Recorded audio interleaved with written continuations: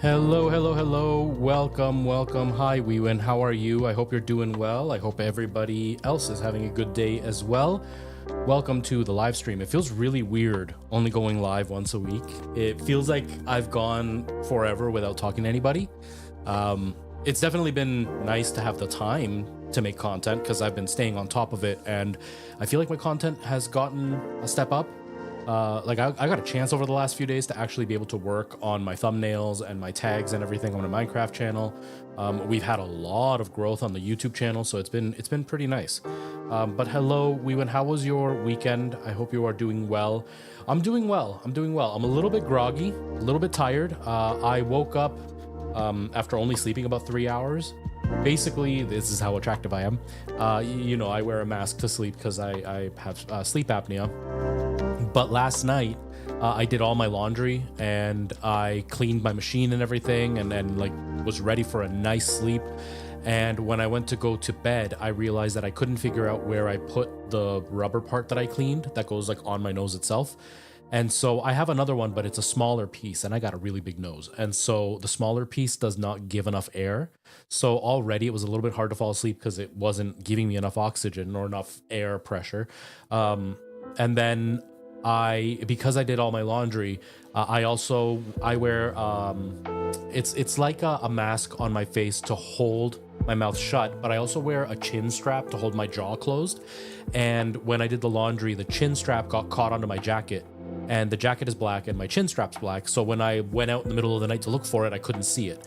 And so I tried going to sleep without the chin strap. And so I woke up every half an hour when I was asleep, because when I would finally fall asleep, my mouth would open and all the air would come out. And so then I would wake up because I would start drooling or my mouth would get really dry. And I ended up sleeping about 3 hours. So I've got a pretty bad headache. But I was able to take an hour nap before the stream, so I'm not feeling horrible, just a little bit groggy. But I'm doing okay. How was your weekend? Did you do anything exciting? Did you just relax? And tell me how it went.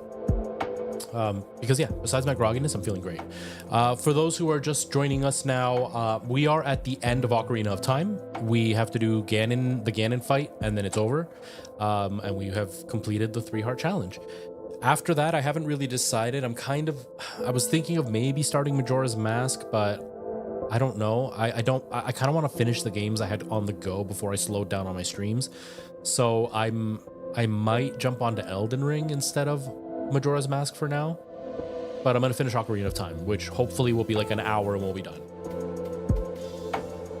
Kevin Avery, thank you so much for joining the Retro Squad. Welcome to the family, welcome to the channel. Here's the thing that I'm not gonna know right now, because it's kind of what happens on TikTok. On TikTok, I would get followers. I'm also not live on TikTok today, because fuck TikTok. But anyways, and not the people, but the platform itself. I am shadow banned right now because I said something and they took it as an insult to somebody, and so they gave me a community thing, and I'm shadow banned right now. So everything I post doesn't even get 250 views, even though it's gone really well on YouTube and on Instagram. So obviously I'm shadow banned, but whatever. And so what was I saying? Oh, on YouTube, I posted multiple videos that did fairly well, and so I've been getting a lot of followers. In the last 4 days, I've probably gained about 400 subscribers on YouTube. So we're probably going to get subscribers popping up once in a while through the alerts, and I'm not going to know if they're actually watching or if they just subscribe through my shorts. So that's kind of where we are. But yeah, not much. Getting your steps in. Did your workout? Nice. Yeah, it is what it is. I mean, TikTok is not a great platform when you get punished accidentally, and my channel was already kind of suffering on TikTok, so then being shadow banned just makes it worse. So it is what it is. It's fine. I'm doing really well on YouTube, so I'm okay with that. I also make money on YouTube. I don't make money on TikTok, so it's not really a big deal now that I've noticed that I'm actually making money on YouTube with my shorts and stuff. Not a lot of money, but hey, $15 is $15 if I can make it. I mean, I'd like to make more, and who knows, maybe we'll get there, but not right now. But anyways, we're going to continue with Ocarina of Time. We're going to do the Ganon fight and then probably jump onto Elden Ring. That's kind of what I'm thinking. So You like the name change? Okay, that was the other thing that I did. So I was saying earlier, I've done a lot of work Hey, Night Owl, how's it going, man? How are you? I've taken the last like week that I haven't streamed or anything, and I'm actually feeling okay to like put in a bunch of work. So like I edited my next Minecraft video. I just have to add some memes in there, which should only take me like 2 hours. So I should have it posted tonight. But then I was talking to Night Owl. We were talking shop, and he gave me some advice on how some of my analytics are showing. And I was reading them wrong, and he gave me a bit more direction. Then he suggested an extension that I can use that kind of helps a little bit more. And so using that extension and using Night Owl's advice, I went through and I redid my thumbnails, which I don't know if you guys can see them because YouTube is doing this really weird thing where it's not showing. I don't know if it's doing it for everybody, or maybe it's just like my YouTube is glitching out or what. But it's doing this weird thing. Hold on, I'm gonna switch my account for a sec. Not on stream, but on my tablet. It's doing this weird thing that if you search up my channel, or any channel, it doesn't show you the thumbnails anymore. It just shows you clips. It just shows you random clips from within the video. It doesn't actually show you the thumbnails. But on my channel itself, I have thumbnails. They're not showing the thumbnails, so I don't understand why it's not showing the thumbnail. It's really weird because it should work, and I don't know why it's not. So I'm a little bit disappointed about that. But with that in mind, I reworked a bunch of my thumbnails, and I am really, really proud of them. I don't know if I'll be able to actually like show any of them because YouTube is weird and doesn't let you see the thumbnail once you click on the video. It's not weird, that's how it should be, but still. I'm on the wrong channel again. And switch account. Anyways, all this to say, I did a lot of work on my content. I redid all my thumbnails, and I found out about that new AI that's supposed to kind of make ChatGPT. Uh-oh, my camera's going down. What the heck? That was out of nowhere. That was so weird. I don't even know why it did that. Anyways, it's supposed to basically make ChatGPT obsolete because it's free and it's supposed to be as powerful as ChatGPT's highest model. It does this weird thing. It's kind of, it's really uncomfortable. When there's a certain setting you can use on this chat AI. It's called DeepSeek, where you can click it and it does deep think, they call it. And basically it talks to itself before it talks to you. And it literally is like one of those movies when you see like the nervous guy that's gonna talk to the pretty girl, or the girl's gonna talk to like the hot guy, and they're talking to themselves like, okay, so I'm gonna go up there and I'm just gonna be like, hey, how's it going? And she's gonna be like, you're an idiot. No, she's not gonna say that. She's gonna be, it literally does that. It is really, really weird. It's uncomfortable because I'll be like, hey, can you give me a suggestion for some tags I should use on a video? And I'll describe the video. And then it'll literally be like, so the user's asking me for tags. Now, these are the tags that you wanna aim for. You want them to be happy. You want them to be, searchable, blah, blah. And then it'll give you the answer. It talks to itself. It's really weird. Anyways, I used that to give me some suggestions for channel names. And after giving it a whole bunch of commands over and over again until it like whittled down to the style of title I wanted, it came up with like 5 channel names that I felt were pretty decent. And because I go by Retro Rift, and one of the things that Kendra pointed out and I had always disliked was that my channel name was Retro RFTFT, which makes sense to us because retro for the first time, but it didn't make sense to new channel viewers, and it wasn't searchable. Who was going to remember Retro RFTFT? But I've introduced myself now for almost a year as Retro Rift, and I was like, okay, how can I use that and keep Retro Rift, but then have a channel name and not just have my channel name be Retro Rift? And so, Riftcraft Chronicles came up, and I kind of like the Rift Craft and then Chronicles with Craft. I was like, I like that alliteration. I think it works. I sent a bunch of names out to Kendra. She chose that same one. I sent them out to Girl Thulu. Thulu, she chose the same ones. And now you're saying you liked it too. So I'm kind of happy. I'm happy.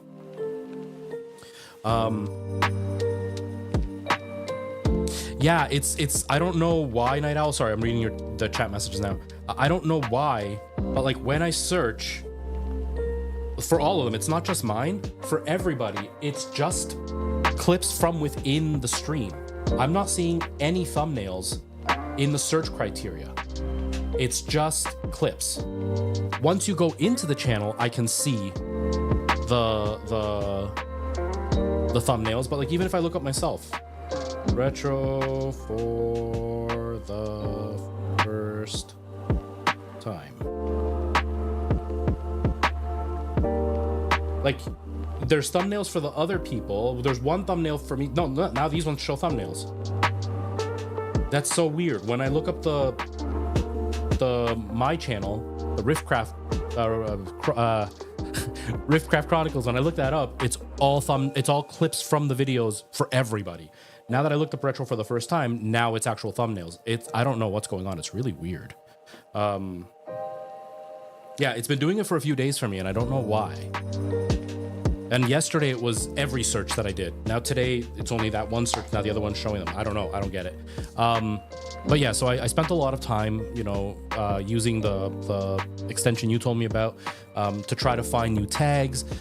It judged my new thumbnails and it really liked my new thumbnails. Oh, that's what I was doing. I was going to show you the new thumbnails that I did, because I did some new thumbnails, but they're under testing, so they're not all going to be showing to everybody. But like if can I actually see the three?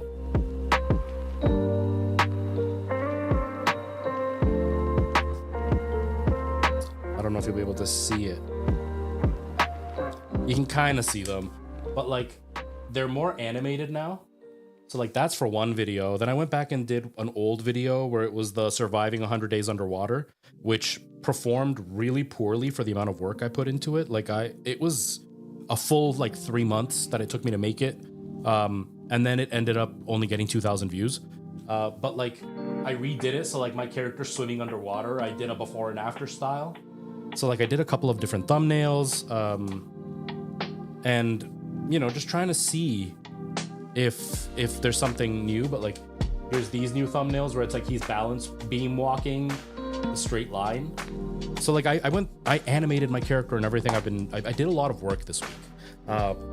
And so when I used the extension you told me about, Night Owl, it actually like scored all of my thumbnails at like the 95 to 98%, I think is what it scored them at. They were all above 90. So definitely my thumbnails have been improved quite a bit.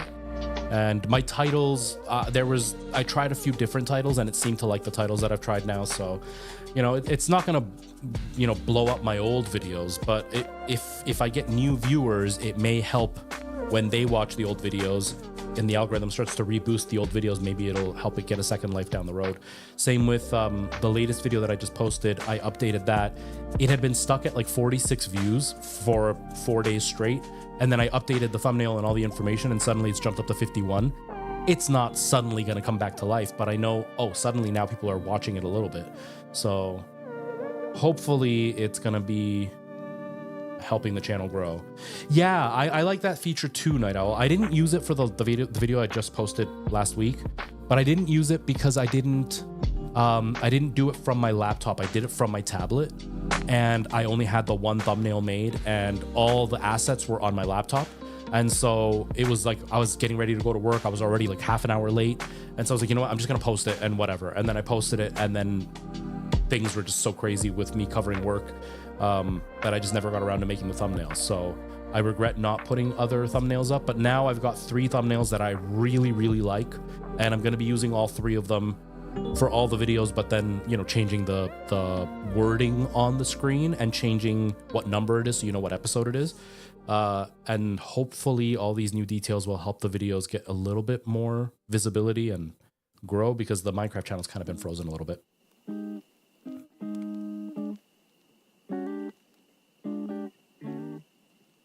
You were number 51? Oh, viewer 51. I was like, number 51? What? Yeah. Well, thank you. Yeah, it's hard trying to like stay energetic for the videos. And the first one, it took me a long time to kind of get all the footage that I needed. And just because of like how long it took me to get the footage, I was running out of time before I needed to post the video. And so not a lot happened. So I felt that the first video has been a bit too short. This next one's going to be about 20 minutes long. So I feel better about that one. The energy does feel better in this new video.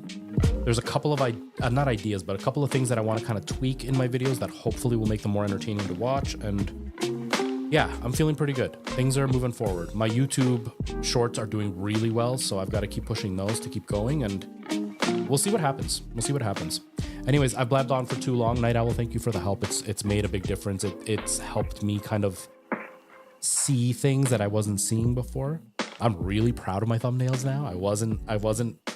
I liked, okay, so my very original thumbnails that I did, they were all done in Minecraft and they weren't good, and I knew they weren't good, but I didn't know how to make them better. Then I redid a few of them for the last bit of the straight line challenge.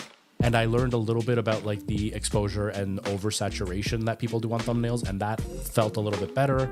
Then at the very end of the straight line, like the last 2 episodes, I discovered that there is an app that you can use to actually position Minecraft characters. And so I started using that. And now I'm learning kind of what layouts seem to work and what layouts really give that professional look. So I'm slowly upping the quality. I'm slowly upping that knowledge to get the videos to do better, because yeah, I also had no idea how much money could be made on YouTube. And so I'm not making a lot of it, but I've seen a couple of videos that performed way better than I thought they did. And it gives me hope for Minecraft. It's just, I don't think I'm gonna get it done in time. So that's kind of disheartening, but I'm excited. I'm excited.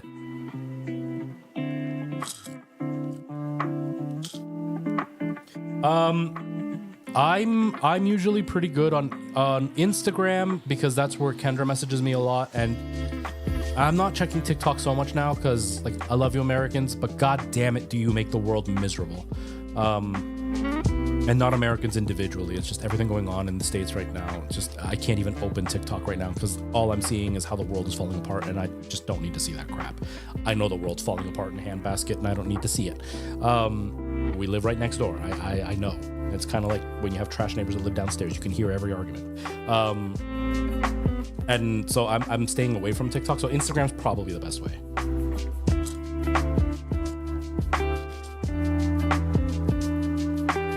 $5 per 1,000 views. Yeah, that can really add up. Like most of my videos seem to not be doing, you know, crazy numbers. I think like some of my shorts have been doing maybe $5 for like 10K views and up. I think the one video did like, I think I got like, no, it's less. I think I got something like $3.50 for about 10,000 views. I got about $5 for about 15,000 views. But the one video, I don't know what it was about that one video. It got 900,000 views, but it got like over $80. So I don't expect to get anywhere near that for every video, but if I can at least keep the $4 or $5 per video going, then at least it's some money coming in, which extends how long I have to keep trying this out. So we'll see. But yeah, Instagram's probably the best place to reach me, just because that's where Kendra messages me. So I have the alerts on that for me to see. And so I can see when you message on there. But it's definitely, it's a steep learning curve to really understand what's going on, and I'm hoping that I can get it. But we'll see. Anyways, I've been chatting way too long. Let's get started and see where things go. Oh yeah, I don't have my, I have my Stream Deck sitting there. I haven't set it up at all. I need to set that thing up. Okay, we're good.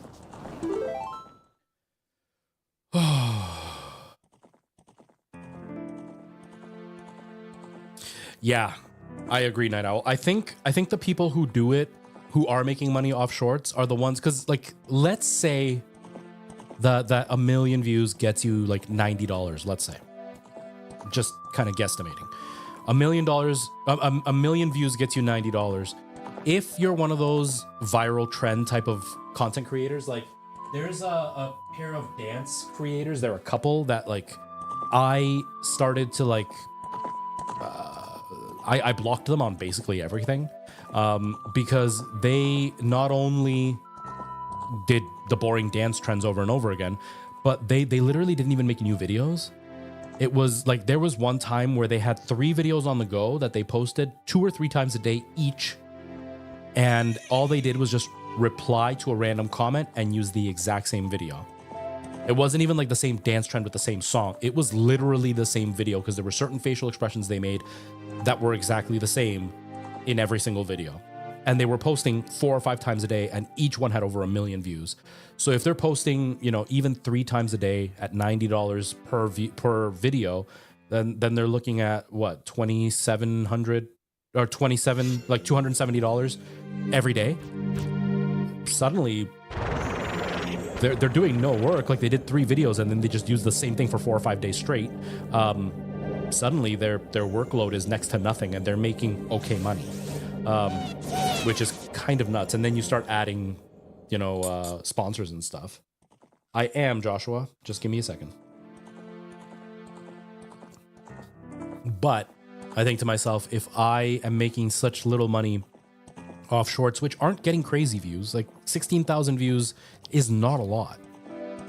But if the long form views are, you know, 5 to 10 times more, then suddenly one long form video that can get the same rough amount of number can potentially make me 10 times the money. Like, there's incentive for the longer form videos, and I'm kind of working on one right now. Just my long form videos do not do well, and I'm still learning what is interesting to people for long form videos. But it's exciting. It's exciting to see what's going to come down the pipeline. All right, here we go. Oh, yeah, we have no magic. No magic.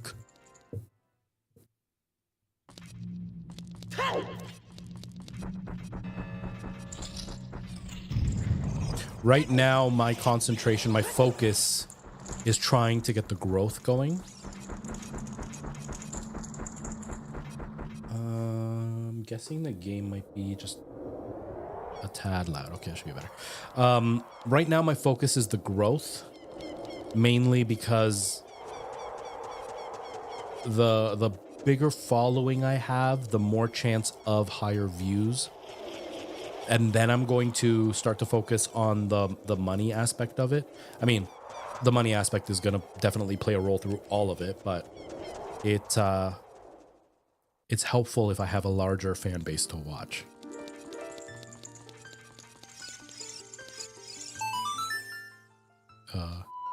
Yeah.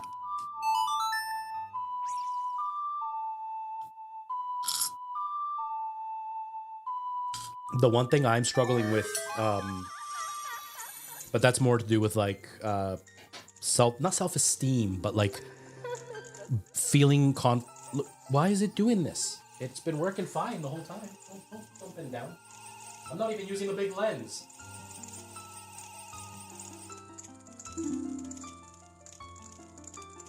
I'm not even using the big lens. I'm using like my stubbier lens. So one of the things is that I'm struggling with is having confidence. So you want to take that up higher? Yeah. My 6-pack, my keg.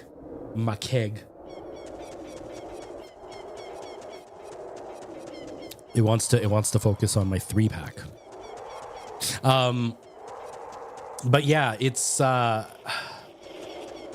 kind of why I've been sticking to shorts quite a bit, is because that has a bit more potential for growth. It also has that at least in my thinking, I could be completely wrong, but in my thinking, it also has that potential for more eyes to see it. Because if I make one long video in my type of format, my type of content where I'm talking more about like fun facts and gaming history and gaming news and all that kind of stuff, if I make one long news video where I cover a bunch of topics, it's just one video. Although it could make more money per view, it only has one shot at popping off. Whereas like if I do short form videos, and let's say there's a bunch of news going on in one day, I can post 4 different subjects in 4 separate videos, which gets 4 different opportunities for one of them to pop off.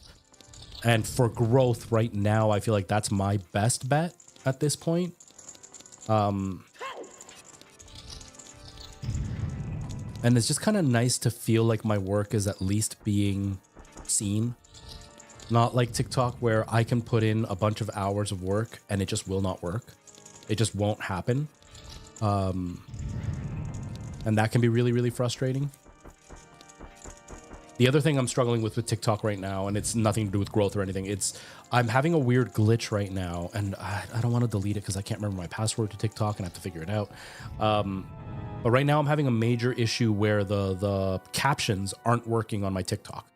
At first, so for Christmas, Kendra's twin got me like a little lapel microphone to go with my wireless set. And I've been using that, but it has a bit of distortion it introduces to the audio for whatever reason. And so I've had to change my settings, and the quality did go down, but I had to change my settings to get it to not distort the whole time. But I thought that was introducing enough noise that I couldn't hear, that was maybe subsonic or whatever, that was messing with the AI that gets the captions. So then I tried one without the lapel mic and just using the wireless, and it still did it. And then I did a video using this microphone, and it still did it, where it'll pick up part of the words that I'm saying, and then sometimes it'll just freeze and get one word every 5 seconds. And most of the words are wrong.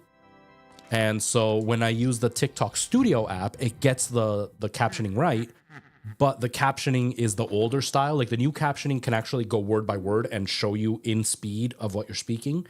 Whereas the older captions were just like, here's a phrase and here's a phrase. And sometimes the phrasing didn't match perfectly and it would like split the thought in half. So then it felt really awkward to read. But that's the only choice I have right now to get captions onto my videos unless I manually do it. So it's like, there's that headache. Then there's the headache of like the views don't go anywhere anyway. There's the headache that I keep losing followers no matter how many followers I gain. So it's like, TikTok's just really disheartening to post on right now.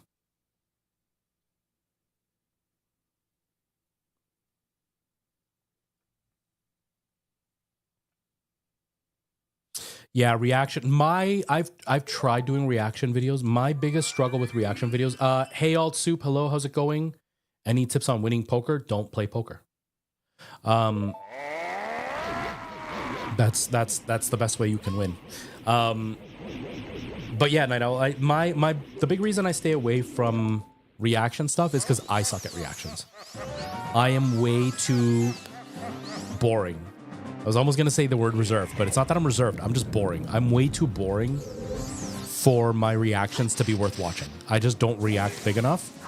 And it's because I'm too cynical. I'm not happy with the state of gaming right now, and I'm not willing to pretend. Oh crap, I forgot. I'm not willing to pretend to get excited about something that I just don't find exciting. And not because gaming isn't exciting, but because I'm waiting for the other shoe to drop. I'm waiting for the stupid price or the weird DLC that you're gonna have to buy or whatever garbage they're gonna introduce to the game. And so my reactions suck. Because I find a lot of reaction videos that do well either already have the following that people just want to kind of have, like Spawn Wave, they just want to kind of hear his insight because he's already got a big following. Or it's the people that are like, whoa, oh my God. It's like, I don't react that way. I don't want to react that way.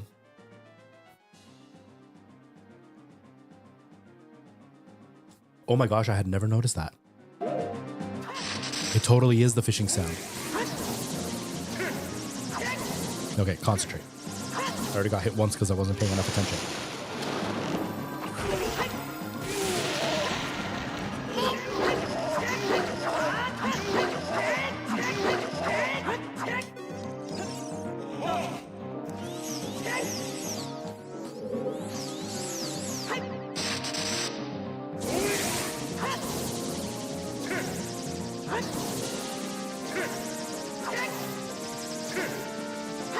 I will say though, now that I've had more time and that I'm upping my content output, I don't think I can miss any. Now that I'm upping my output for content, I'm getting a lot faster at editing, which is super, super nice. Like usually my Minecraft videos would take me 2 full days to edit if I like edited all day nonstop. And the last video took me a full day to edit. And the video I'm going to be posting today, I started editing it yesterday at around 5 o'clock in the evening. And I was done the edit at around 9:30 at night. Now I have to add memes, like I said. which is still going to be a couple more hours of work. But like, that's super, super fast compared to how I've always had to do things. So I'm really glad that I'm getting faster at it. The TikToks are still taking me a long time, but I think I'm just too picky with the TikToks to go any faster.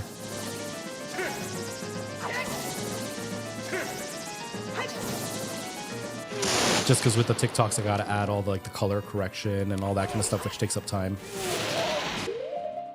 But I'm definitely getting faster, which is nice. Okay, come on.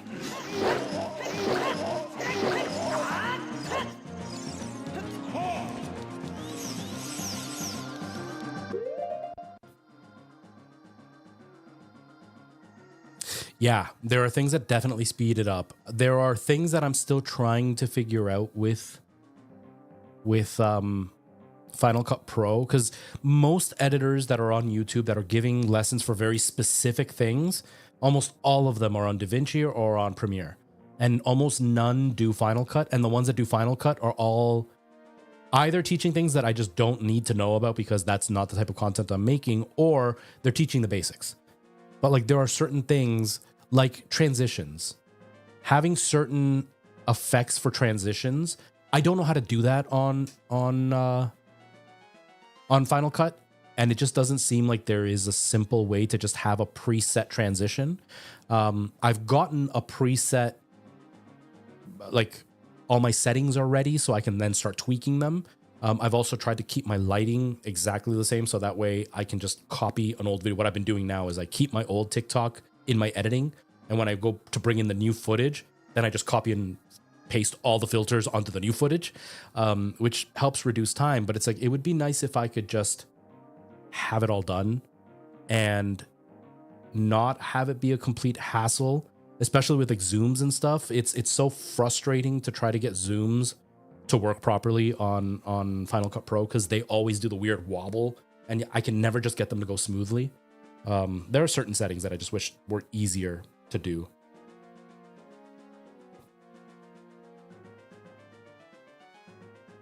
Yeah, and like I have the Sony LUT that I use, and I've got all my settings like selected, but then I still have to manually do every individual setting. Dang it. I thought I got it. Every individual setting, and it's a pain in the butt. It's a total pain in the butt. Because it's just an extra 10 minutes that it takes to fix things. There are certain settings, I can't think of any right now because I'm not sitting in editing, but there are certain settings that I wish I could change that it's not a simple thing to change them. There is no like, oh crap. Oh, I didn't take damage, good. It's not like I can't just drag and drop and then all of a sudden that setting in particular is done for me. And that's really annoying.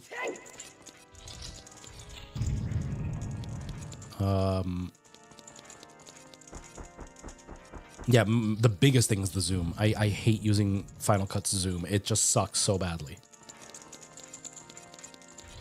The biggest frustration for me with Final Cut is you can't rearrange the windows. I hate that you can't rearrange the windows.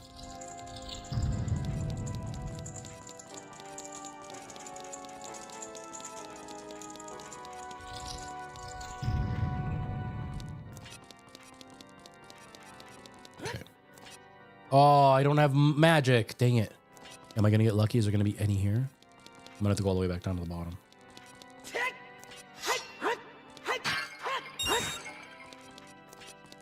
At least there's arrows. One more, please, please. Yes. Yes. Okay, let's go. We're good. Wrong way. Oh crap. This way?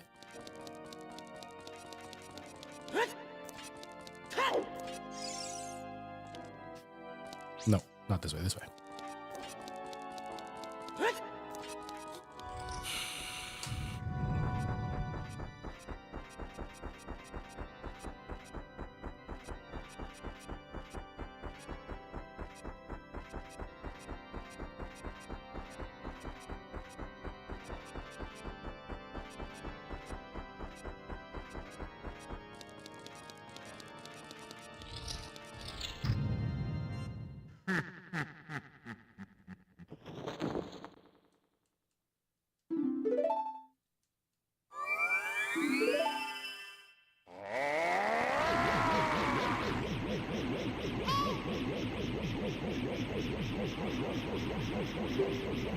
Oh, you know what feature I would like?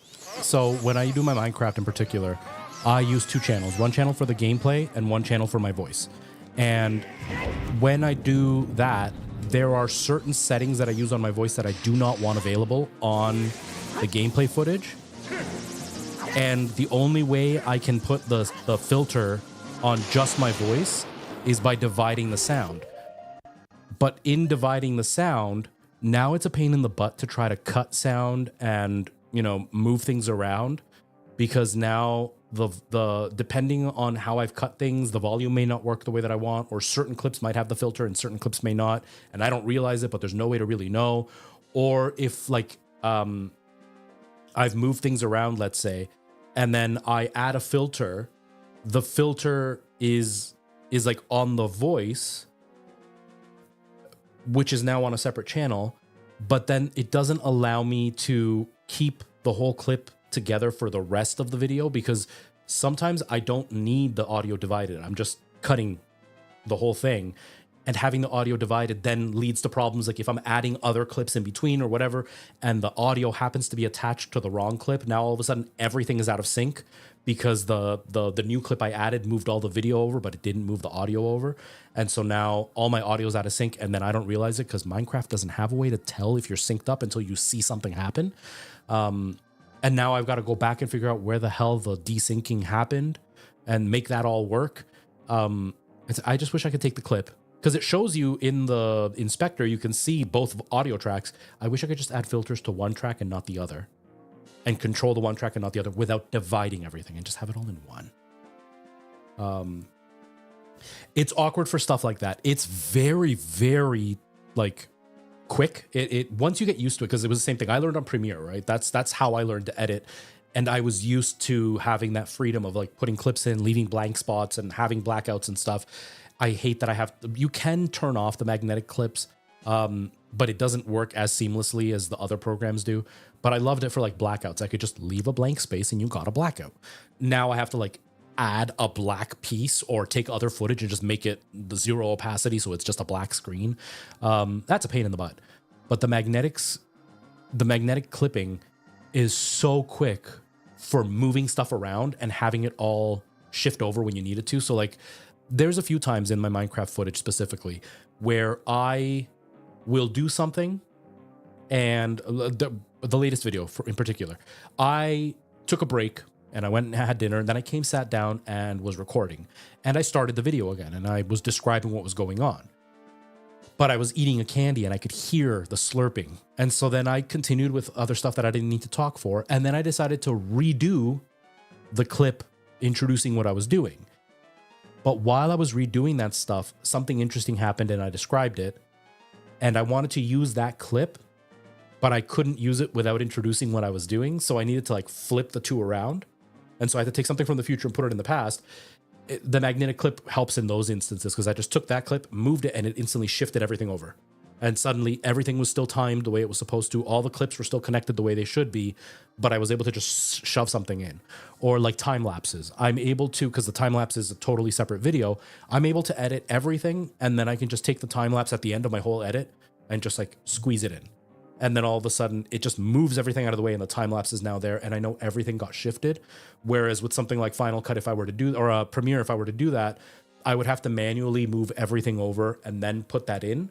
Now I'm pretty sure there's like a command you can do that does it automatically, but that half a second for the command, if you're doing it over and over and over again, it just becomes a lot less time consuming to just have it automatically happen.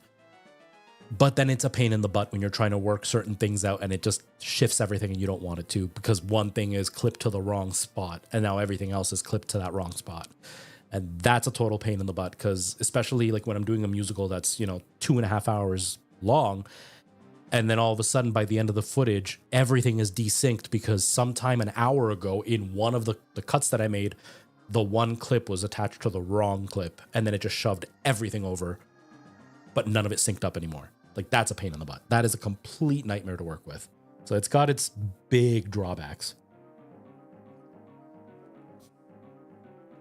Or like, again, if I want to fade out to a blackout, right? Like there are moments where I want to have a full blackout and maybe have words come up and then go out of the blackout. the only simple way to do it is to fully just make the clip longer, opacity 0, and then time the clip that way. I can't just move everything over a bit and just leave a blank spot. It just won't let you do that without changing settings, and it's a pain. And because of the magnetic strip, the snapping can become a pain in the butt, trying to get things like right in the right frame that you want. Like it's got its drawbacks for sure. It's definitely got its drawbacks. But now that I'm used to it, it's gotten more manageable for me.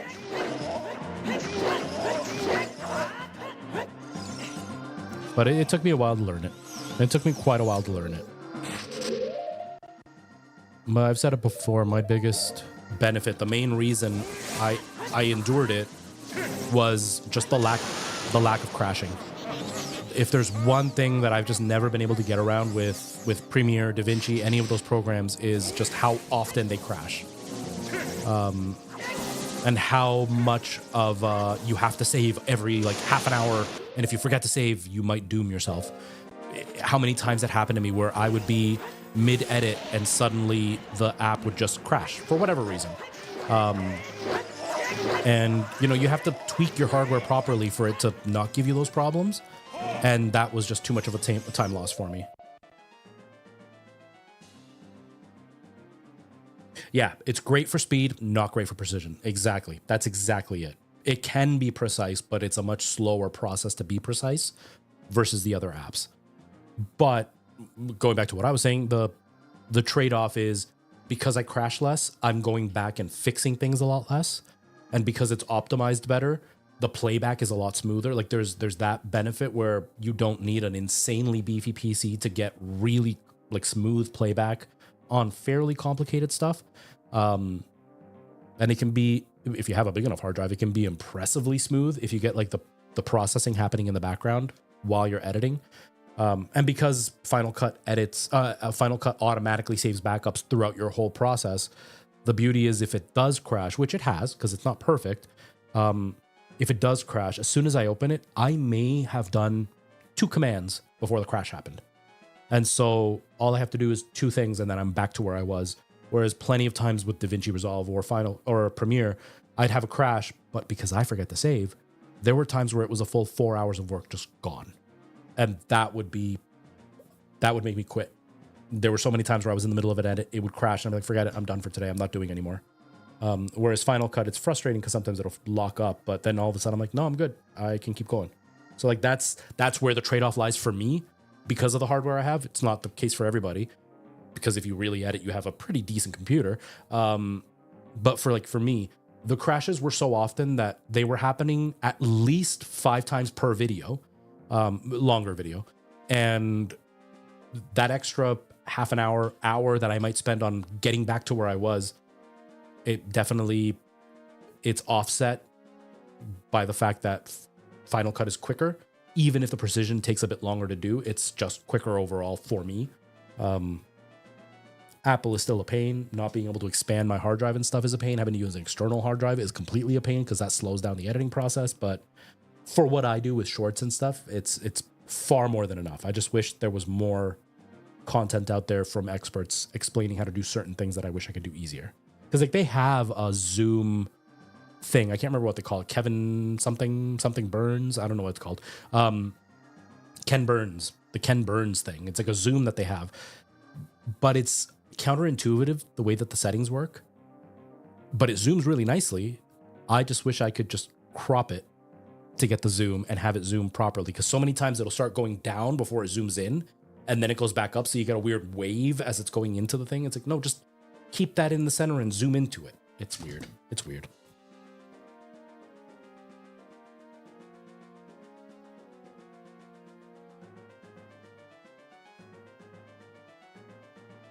Okay, I'll take a look at it.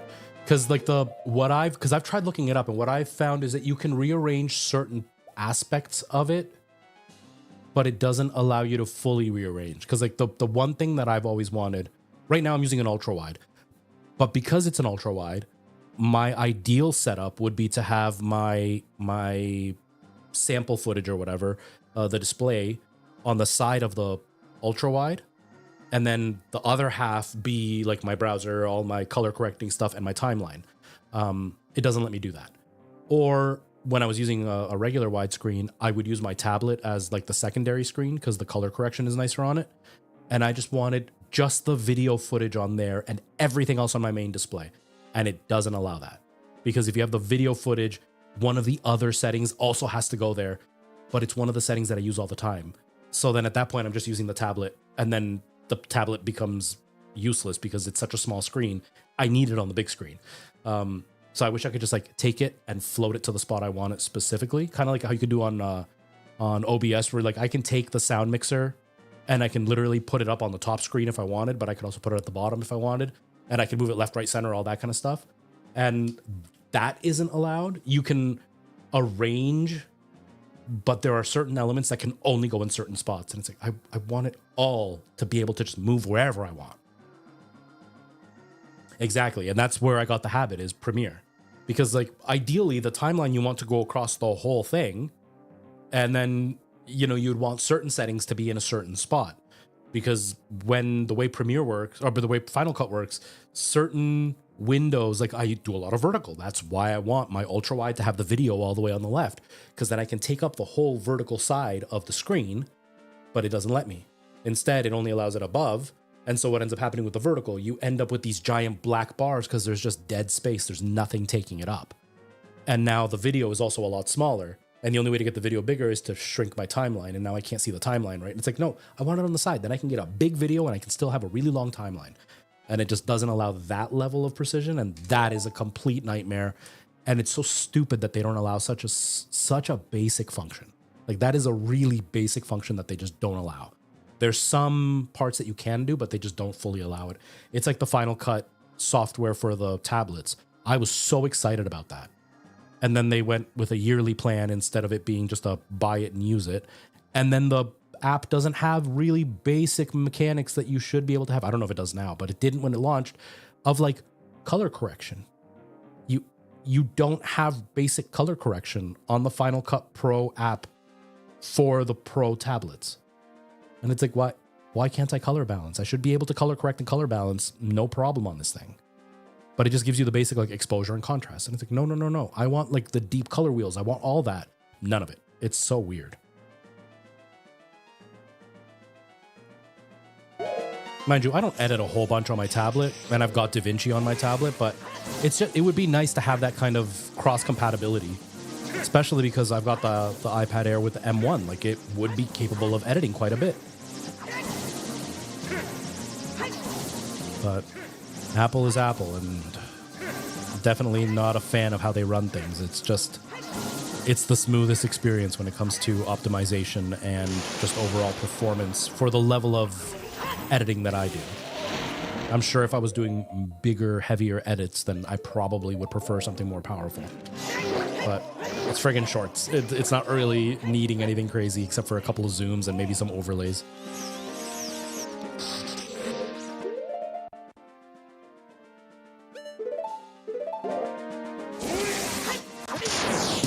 Damn it.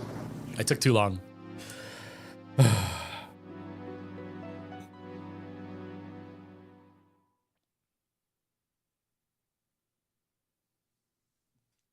Yeah.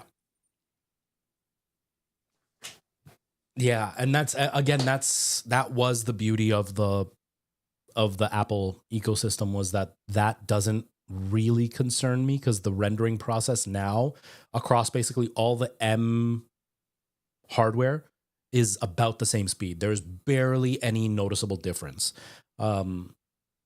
And yeah, I would notice that. That was one thing I definitely noticed, because like I've had the 3070 for quite a while, and I'm pretty sure I still had the 3070 before I started getting like a lot of Apple stuff. It may have been the 2070 that I had, but it almost always boiled down to 2 minutes of footage would take 4 minutes of rendering. Like it was almost always double the amount of time.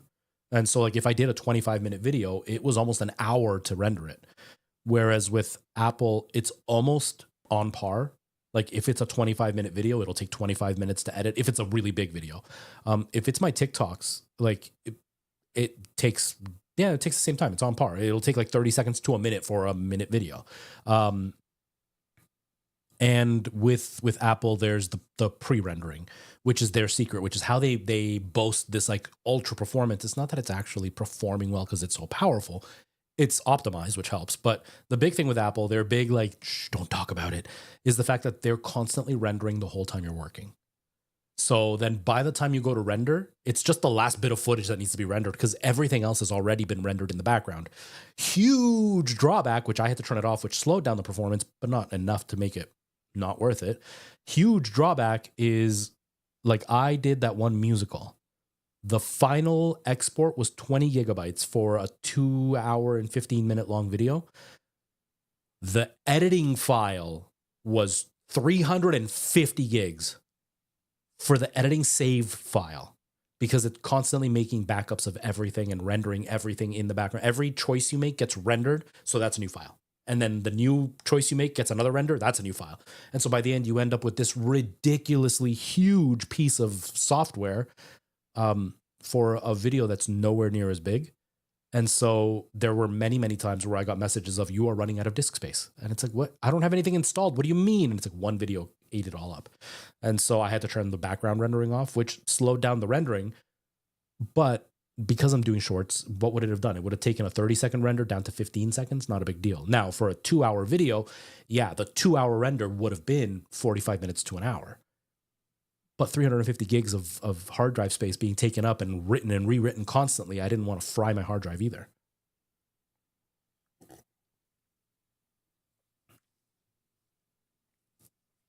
Yeah, and like hardware now has upgraded so much. Not just upgraded so much, but it's progressed so much. And the editing software is now taking advantage of that, and that really benefits people. And so the older hardware just can't keep up, and that's really too bad. Because yeah, the 1080 has done a really good job. And I mean, we're at the point now where it's not even worth the upgrades because the actual hard performance that you get out of cards just is not really worth the money you're paying for it. Like before, if you went from a 1080 to a 2080, you noticed a noticeable upgrade, but you also had new performance features that didn't exist before. And now it's like, yes, DLSS is getting better. There are more frames being generated, but it's not actually performing better. It's just generating better performance. And there's, oh wait, and that like, yes, the experience will be better, but it's still performing technically at the same level. But it's a bummer that you're kind of stuck. Hopefully you can get a contract with another company that could send you something to try out.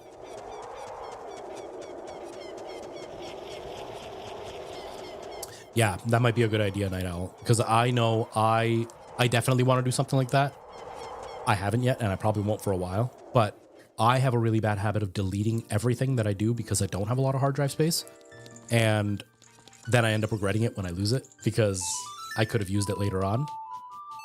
Like there have been times where I wanted to repost an old TikTok, and I had the proper 1080p full quality production on a hard drive. And then I downloaded from TikTok and it says 1080p, but you can really tell it's not 1080p. And it's like, man, I could have used that older one instead. Or like sometimes you get it with the stupid TikTok watermark and it's like, God damn it. And you go to one of those websites that is weird and you never know if it's going to actually give you the video or something else. But I've eaten up so much space with with videos that I can't do it. That's the biggest one, is the B-roll. That is the biggest one that I always regret deleting, but I don't have enough space to keep it. Because yeah, especially with like the hair products and stuff, it's like there's a lot of B-roll that I don't use that I could reuse in a different video, and I just can't because I deleted it because I need the space. And it's frustrating. It's frustrating, but I can't afford right now to do a whole setup for that. And I've only just started the Minecraft stuff like seriously, and so I don't have a lot of footage that I've needed to save up until now, but it's definitely going to be one of the things I will be looking at.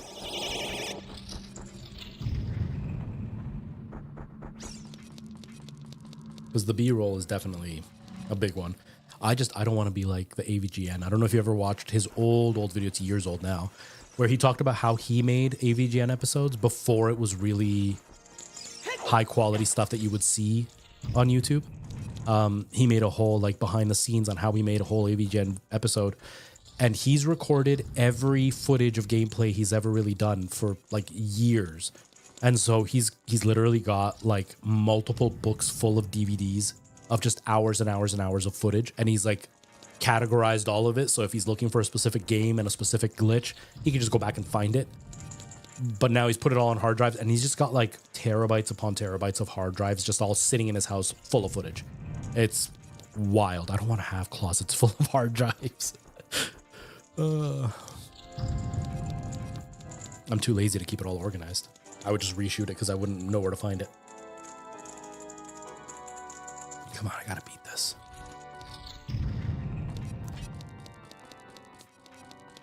Whatever, I took a little hit. I'm not gonna worry about it.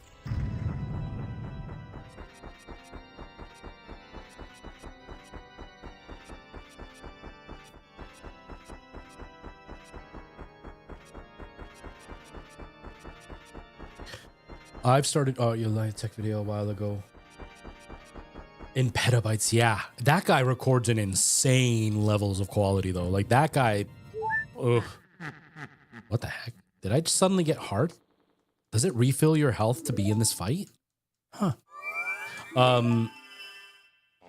Like that's a lot of footage that guy records. That is a lot of footage, and all at like 8K. Isn't that what he records at? I think that's what he records at. That's insane. No, thank you. No, thank you.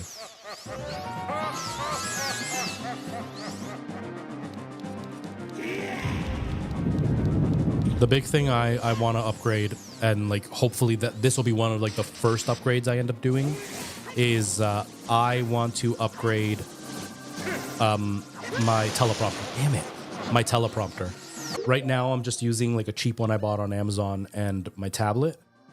But all the teleprompter apps are all on monthly plans, and I don't want to pay monthly for a teleprompter. And the free ones that are available, they're fine, but I can't like control the speed from where I'm sitting. I have to constantly like go up, pause it, scroll back, start it again, sit back down and try again. And like that eats up time as I'm recording. It's like, I wish I could just like speed it up and slow it down, speed it up and slow it down on hand. But every single one of them you download, it's like either you can only use it for so long, or you don't have access to any of those extra features. And it's like, that's the feature I want. So it's like, I would like to upgrade it. And obviously something like the Elgato one would be the one to get, but that is a lot of money that I don't have. Exactly. No, but I do think that is a good product. Like it's a one-time one and done. And you've got a teleprompter. It's got the built-in screen, so there's no extra wiring. There's been many times where I've sat down, all the lights are on, everything's ready, the script is written, and then I go to get my tablet to put it on the tablet, and the tablet's dead. And all of a sudden, everything's pushed back by 20 minutes because I had to go charge the tablet for a while. And that's a complete pain in the butt to deal with. Like that, I hate that so much. Same with like trying to see myself on camera. Because of the way that the cheap teleprompter I got works, the shroud that it has over it covers the viewfinder. And so I've had to set up my portable monitor with a cable to see myself there. Also, the viewfinder cover, or the cover that has the shroud, is too thin, so you can see the light that's behind it. So I've got to throw a t-shirt on there, which then sometimes droops down and covers the screen. And it's like all of it is just such a pain. And the Elgato one would just be a simpler solution for me, especially because I could just throw it on this camera, and then I could just use one camera. But it's also like $400 Canadian, and I just can't justify $400 to help me remember my lines better. For $400, I'll just stare at my phone and memorize. Plex, how's it going? Welcome. How are you? How have you been?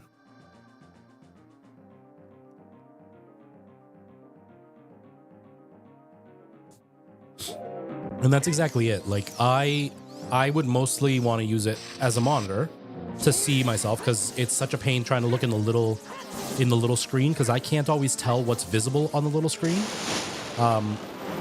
Like for example, all my latest TikToks, like the last like 5 or 6 of them, the way that the tablet is set up, and I was using this lens because it's wider, you could see the tablet at the bottom of the screen. And so I've had to like crop in closer because I couldn't tell on the display that the tablet was visible.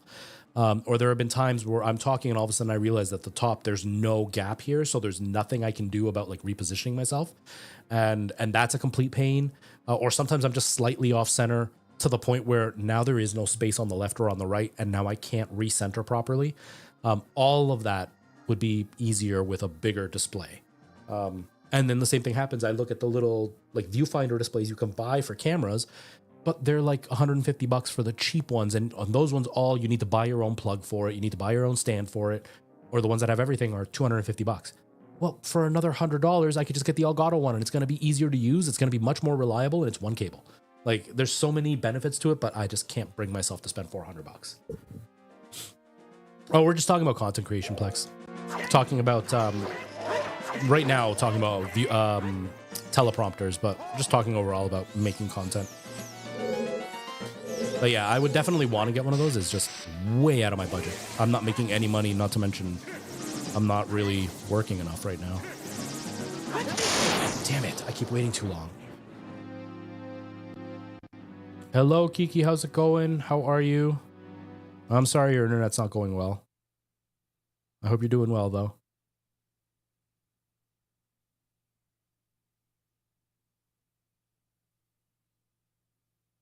The 20 millimeters, cool. This one's the 16 millimeter. It's the Sigma one. So it's the Sigma 16 mil. The main reason that it was a problem is because I'm using it vertically, even though I'm using shorts. And I wanted the wider, so that way I had more space this way. So then that way I can crop and stuff, and I still had space to do stuff with it. I was using it horizontally or vertically with a tighter lens, but the teleprompter I have, the clamp for the camera is directly in the center. And when I turned it sideways, the camera angle was here, but the teleprompter text was here. And so I would always be looking off camera the whole time. And if I tried to move the tablet, it wouldn't be within the glass to be able to read it all. And I couldn't move the camera into the center unless I added a bunch of these. But then by doing that, now the camera is really high up and it has to tilt down a whole bunch to not catch the top of the teleprompter. Like the teleprompter I got was the cheapest one they had, and it is lose in every single aspect. Like it's just not a good teleprompter, which is too much of a bummer. It's a 24 millimeter equivalent. Yeah. Yeah, I figured that they would include that within their measurements because this is such a popular lens.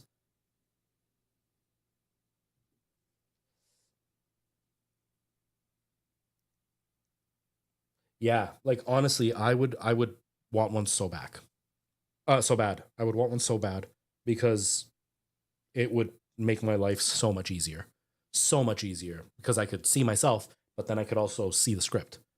And because now I'm doing like news stuff and all that kind of stuff and like fun facts and whatever, a lot of the content I can't just say it off the top of my head because there are enough people on TikTok and Instagram. I don't get it as much on YouTube. I get it a whole lot on Instagram that are those actually you mispronounced that word. They're those guys.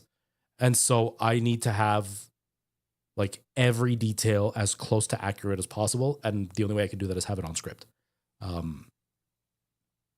Because the amount of times that if I go off the cuff and I say something and I happen to either misspeak or I'm vague in something because I can't remember what the detail was, I'm suddenly lying and people have to come after me. And it's like, no. Like today I had a guy getting mad at me saying that I was a rage baiter because the video where I was saying that Xbox seems to be abandoning their console because they're just going to go multi-platform on everything.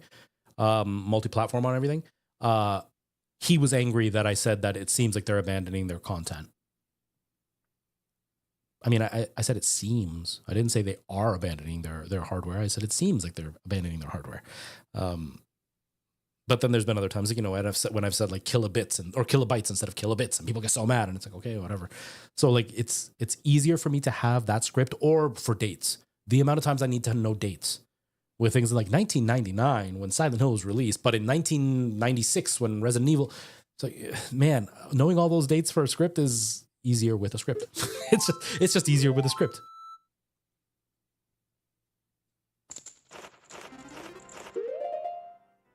Yeah, and for me, it's I definitely know it's part of the autism thing. But for me, a big struggle that I have is if I say something to make people angry on purpose, it doesn't fully bother me. Like, it doesn't fully bother me if people call me out for being like, dude, you're like being clickbaity or whatever. It really bothers me, though, when people get mad at me for something that I didn't do. And in those videos is where it happens the most, because stupid people just make up their own arguments in their head.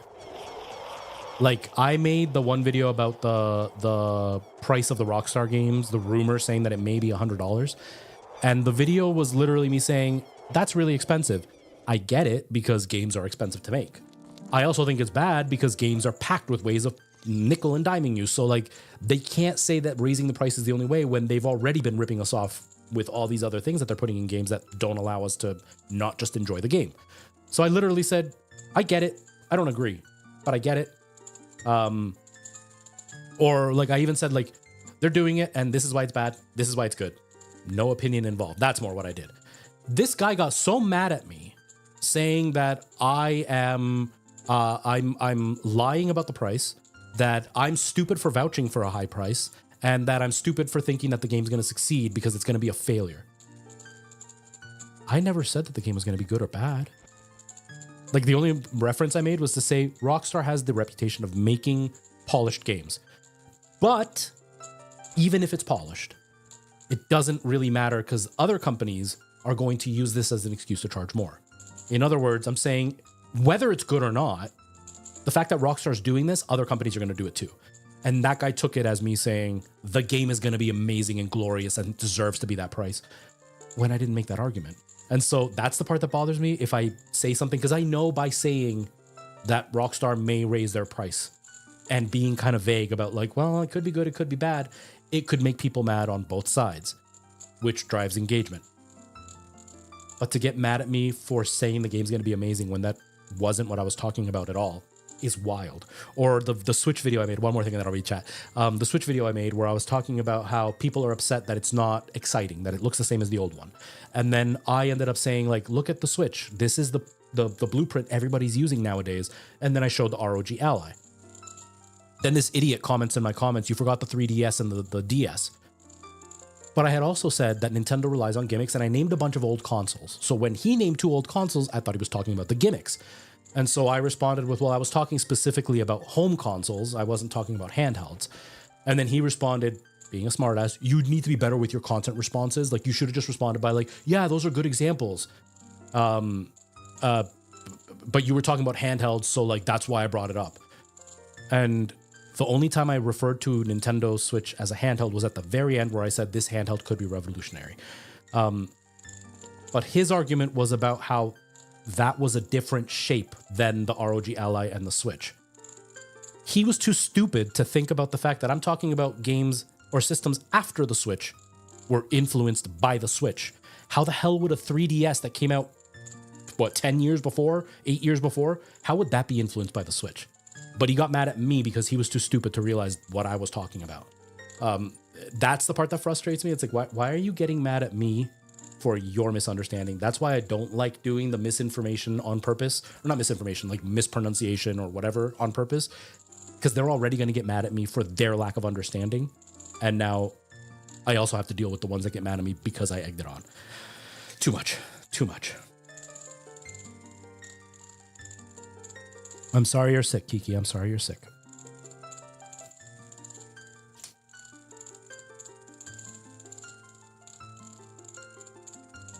Yeah, I won't be surprised if the Switch 2 games do end up that expensive. I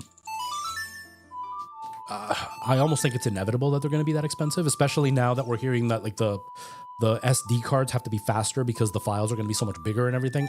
I'm going to assume all the prices are just going to go up on the games. But I agree. That's my biggest concern with Rockstar is I don't think that that's a justified price. I just don't think so. But if it is that price, I won't be buying it. But I know there's enough fans that they will buy it and they're going to be happy to buy it. My concern is people like Ubisoft that sell trash games that perform poorly, that are boring and no one cares about. And they're going to charge that much money for shovelware crap. And then you're going to end up getting a bunch of games that aren't worth it, and you're going to spend $100 American on a game that is garbage. And there are no return policies on bad games, so you're just throwing away money when you really shouldn't. And then you have Nintendo, who never lowers their prices. And it's like, all that is just not good for the industry. Especially when you're going to pay $100 for a game, and then you're going to end up with a bunch of DLC that you need to buy in order to be able to actually understand the whole story, or a bunch of like pay-to-win mechanics or microtransactions, all that crap. So it's like, no, I don't think it's a good idea. I don't know if it'll actually happen. There's a possibility. I don't know if it will, but there's a possibility. Farrell, how's it going? It really set you at ease with your regular Switch. What do you mean by that? And I'm not like trying to like be like, well, you're wrong. What I mean is I don't understand what you're trying to like. How did it make you feel at ease? And what do you mean by at ease? Like, you're okay with sticking with it, or like you're happy that this new thing is kind of sticking with something you already like?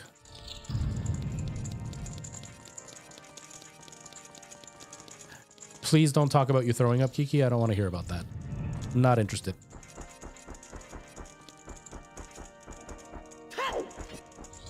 I'm sorry that you're feeling sick, though. I don't do well with throwing up, and I don't want to imagine somebody watching me and throwing up. But I hope you feel better soon.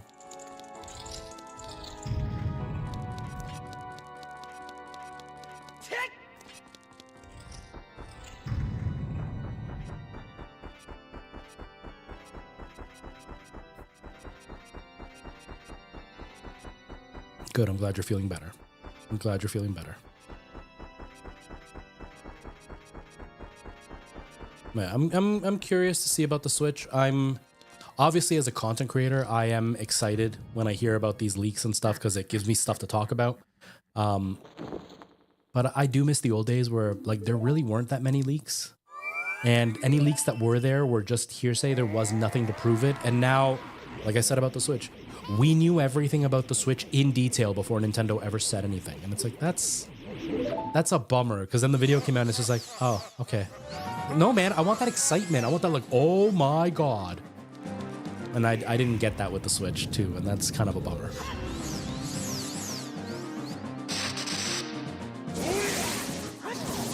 Okay, I gotta swing faster. Still swinging too slow.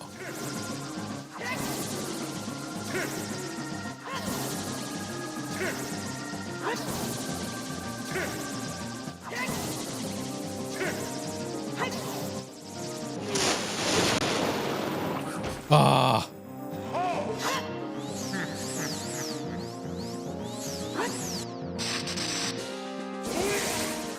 See, I can't really stay away from the leaks only because I cover news, and when I'm reading the news and everything, that's what's on there. And obviously, if I'm covering news, it's something I need to talk about, so I can't avoid it, and that kind of sucks about this kind of content that I make. But that's a me problem. That's not somebody else's fault. That's just 100% on me. But yeah, I miss the days where you could have the like completely unexpected surprise when you like, we even knew about the mouse feature before it actually came out, and it's like that's disappointing. That would have been cool to learn about without some random guy on the internet telling me about it. I just miss those days. It's like video games in general. You know, you find out about a video game, you basically know everything about the video game from the promotion itself.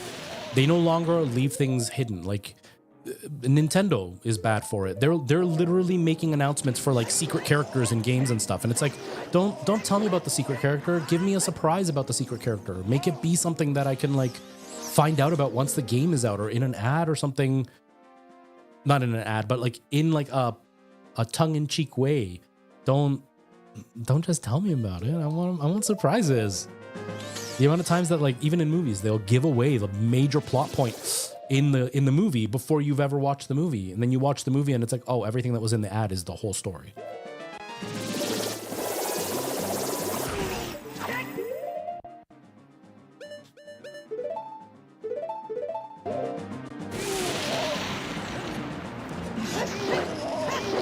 But there we go. Finally. But giving news videos have no choice. I have to kind of watch all that stuff. Is this? Yeah. The great evil Ganondorf has been beaten by this kid. Link.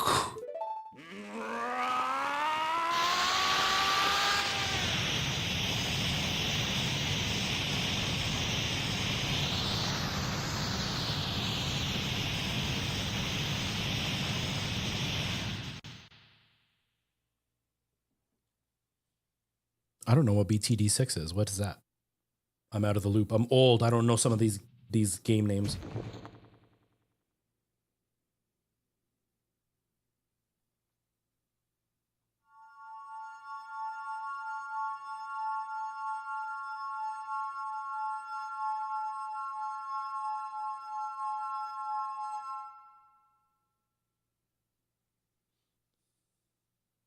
Is this? No. Is this? No. Is this one? Ganondorf, pitiful man. Without a strong, righteous mind, he could not control the power of the gods. And... Oh, Balloon's Tower Defense. Okay. I didn't know that game was still around. That's such an old game. Link, listen to me. The tower will collapse soon. With his last breath, Ganondorf is trying to crush us in the ruins of the tower. We need to hurry and escape. Please follow me.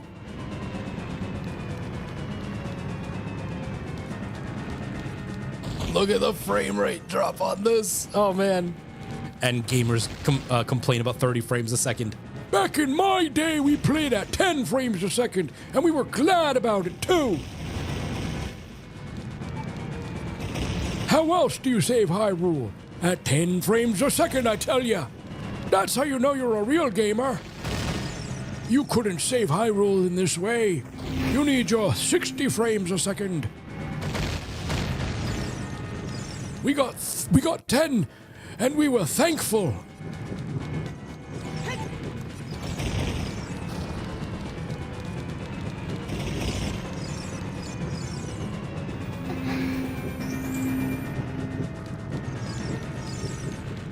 Oh, I'm so nervous.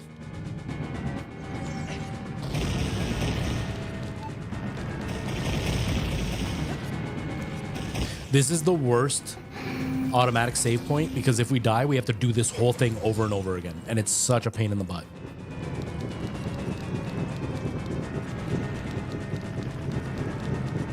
Because it's just so time consuming.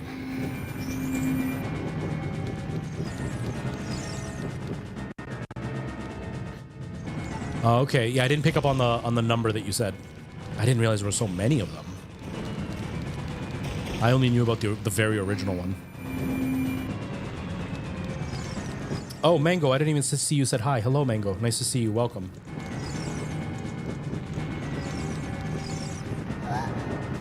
Oh, crud, I gotta fight? Whatever, we're gonna try.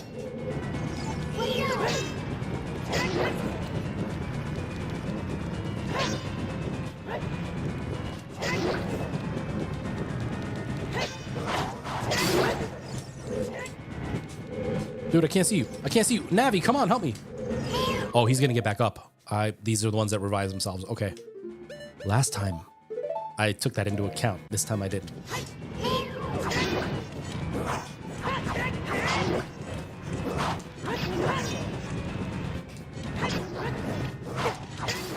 Okay, we did it on time. We're good.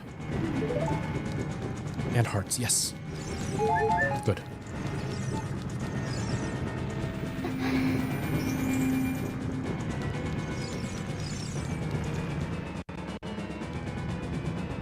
I can't tell how long I've been live. An hour and a half, okay.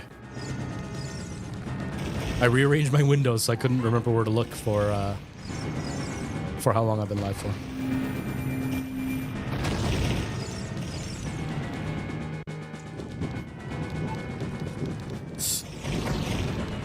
Ow, Zelda, come on, let's go.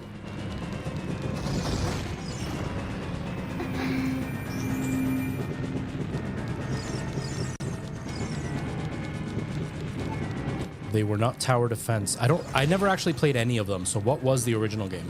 If it wasn't tower defense, what was it?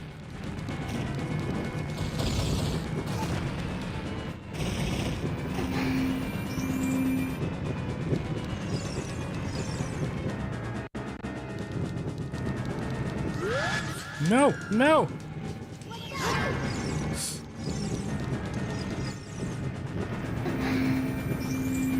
Come on, princess, let's go. Well, excuse me, princess.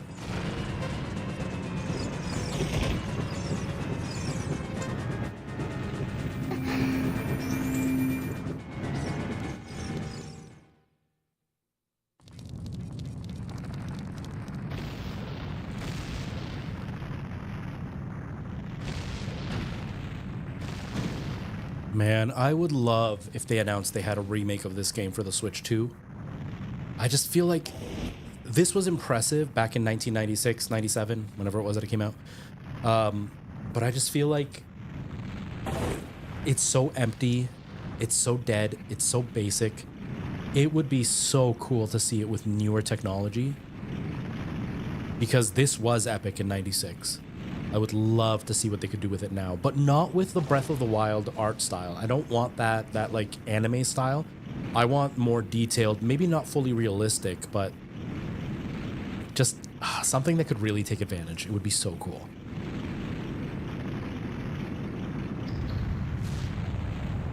Oh, okay, Kiki. That's cool. All right, here we go.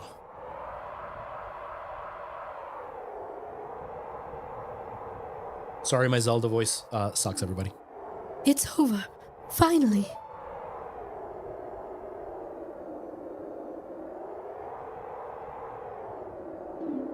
Link, I'm so sorry I couldn't help you in the battle before.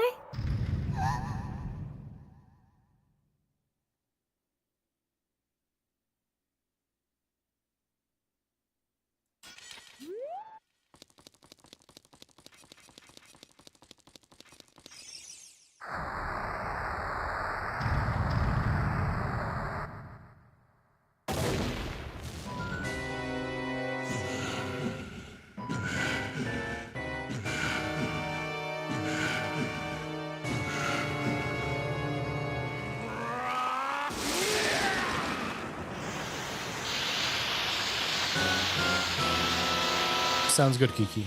I'll try to remember to check Discord.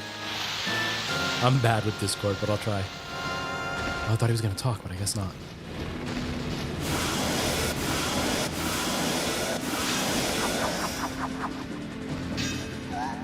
It's okay, Link. I've got a Master Sword right here.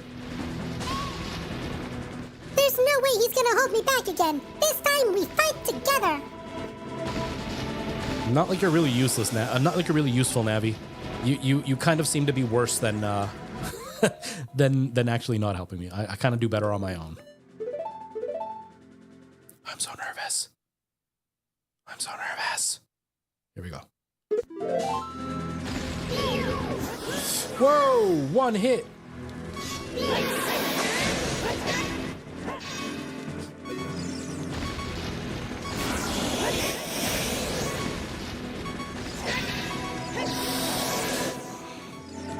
I'm so scared.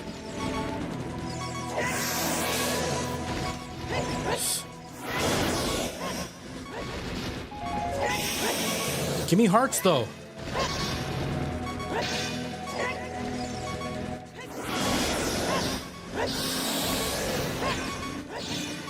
Give me hearts, dude.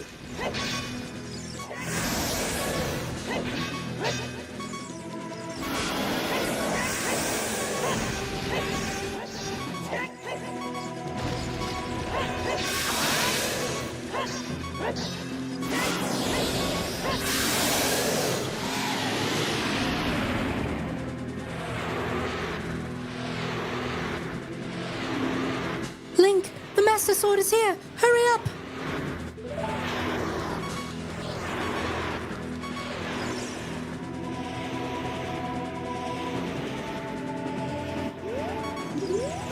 No, don't look at her.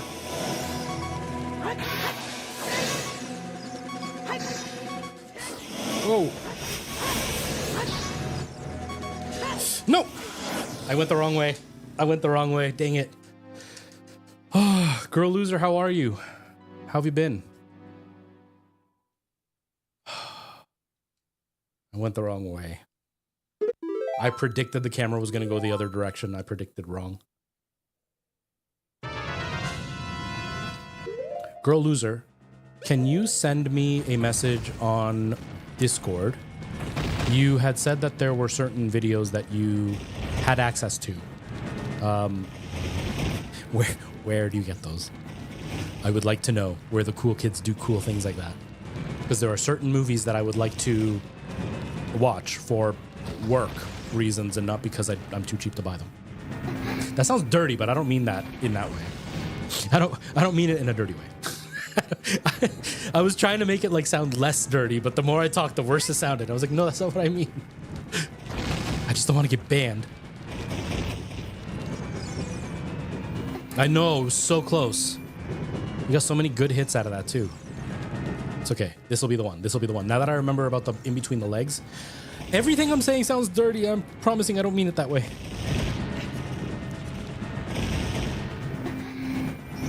All right, Kiki, I will take a look when the stream is done, or when I'm done this game if I'm still streaming, because hopefully we're done now, and then I'll still have time to stream a bit longer. So I'll take a look, and then we'll start a different game.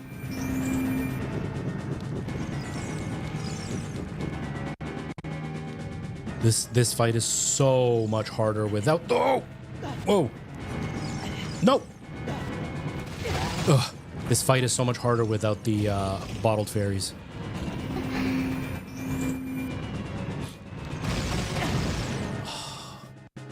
Okay, but we get some here, right? Where she gets captured.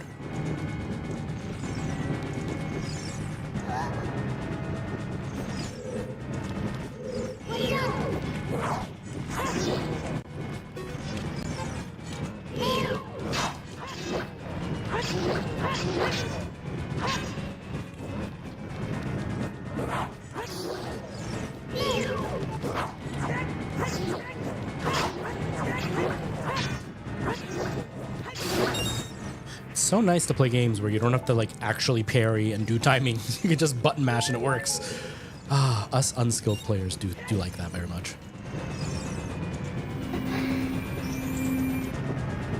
Oh, okay. If you're still here when I'm done this, remind me. I'll try to remember. Yeah, it's because I was getting really uncomfortable messages from people back when I was like getting a fairly large following. Like I had people that would just message me. One, it was just messaging me asking me for like help at like 2 in the morning. But then I'd get like, there was the one that made me fully lock it down was I got a message from a girl once who sent me a picture of her like birthday cake, and it said 18 on it, and then she sent me a picture of herself in like this little mini dress and stuff, and it's like, don't you think I look hot? And it's like, what? No, man, I'm 30 something. Don't message me that. That's gross. So then like I had to block it down so I wouldn't get those weird messages, because it was very clear that it wasn't actually a person. It was somebody trying to see if they could get some dirt on me. It was gross.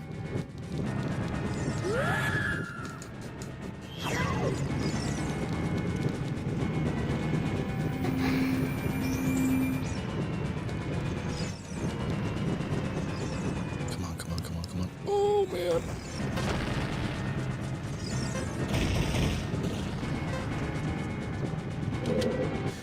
They're called Gibdo. They're a Gibdo. It's a dead zombie, basically. So you can stop them. Like, they freeze you when they scream because you're so scared. You can stop them by playing the sun song. It's a song that makes the sunrise or night happen. But we're on a timer, so I just deal with him screaming and then I can move over because it'll just be faster.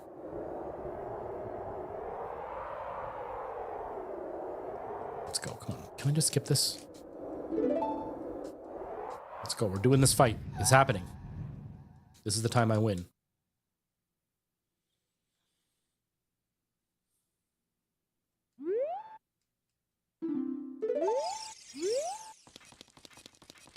Here we go.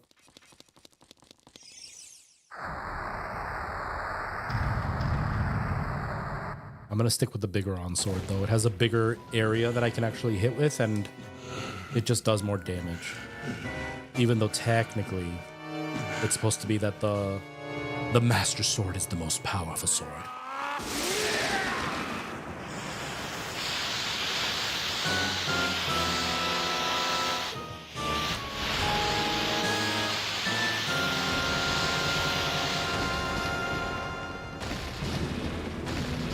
That is such a cool looking Ganon though. I love this design that they have for him.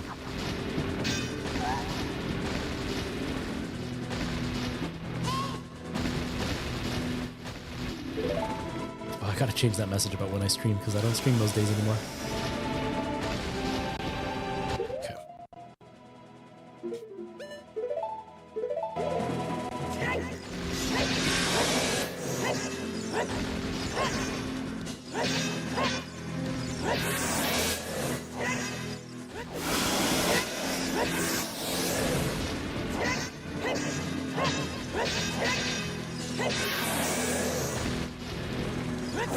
Dude, I tried to... Oh, it didn't do any damage. Or it did a little bit of damage, but not much.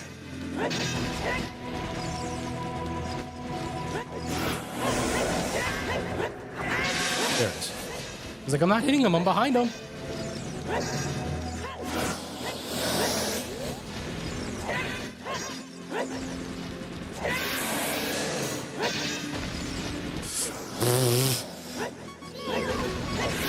Dang it. I wanted to save that hit for later. Come on, come on, come on. Yeah, this Ganon, the whole design of Ganon and Ganondorf in this game is just so good. Officially just Mondays at this point. Officially just Monday. I am toying with the idea of adding one more day. I have to see how things are going right now because the reason I cut back is the 3 hours that I was spending on streaming, I could be spending making videos.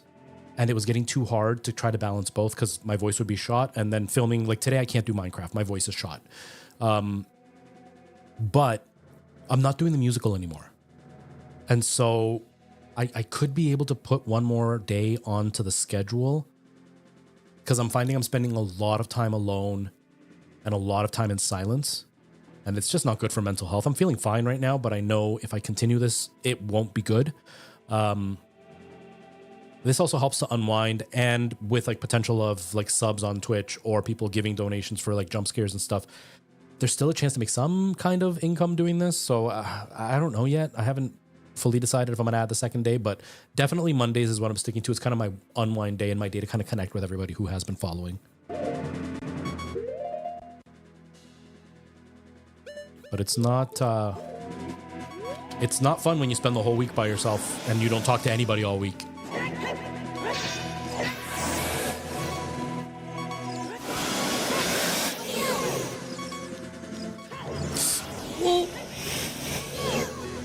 Oh, if he hits these things, does he get me health? No. Health. I don't want magic. Give me health. Yes!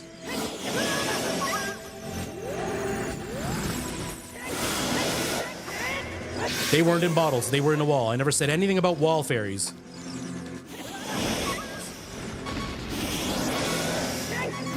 Dude, get in between his legs.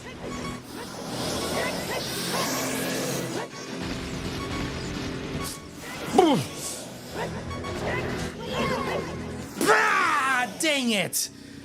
See, Navi, you ruin everything. Navi locked onto the wrong spot. Dang it. Yeah, that's what they called you, the wall fairy. They also said, girl loser. Yeah, and like for me, it's because it's always so hard to talk about this with people who don't make content because they see this as, look how greedy he is, he doesn't actually care. But it's very much a return on investment type of idea. You know, if I'm gonna spend 3 hours streaming and it gains me 0 followers and makes me $0, is it really worth the hours that I spend streaming for no turn back, like no return? Or do I spend, you know, what it would have been like 12 hours in a week making extra videos, which gets me actual followers? And although it doesn't make me nearly as much money as I potentially could make on a stream, because in one stream I could make 20 bucks, in one video I might make 5. But if I'm continuously making $5, it's a lot steadier than hoping that I make 20 bucks one stream a month. it's also better to continually get followers from videos than it is to get, you know, one follower from a stream. And so it's that, like, where is my time best spent? And obviously streaming is still good because I want to connect with my viewers. I want to get a chance to chat. And like, if I make a video that's gotten their minds going and viewers want to actually discuss in more detail, like, this is a good opportunity to do that. It also forces me to beat games because it's something I never do.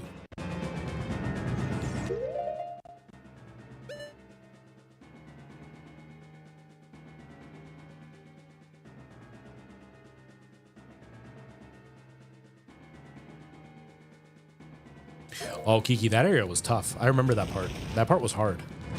This isn't normally this hard. Because I'm doing only 3 hearts, he can kill me easily. Normally by now you'd have like 12 hearts. You could take like 5 or 6 hits and then he'd be easy to kill. But because I made the difficulty that much harder, it's made the game way harder for me to play, which is totally worth it.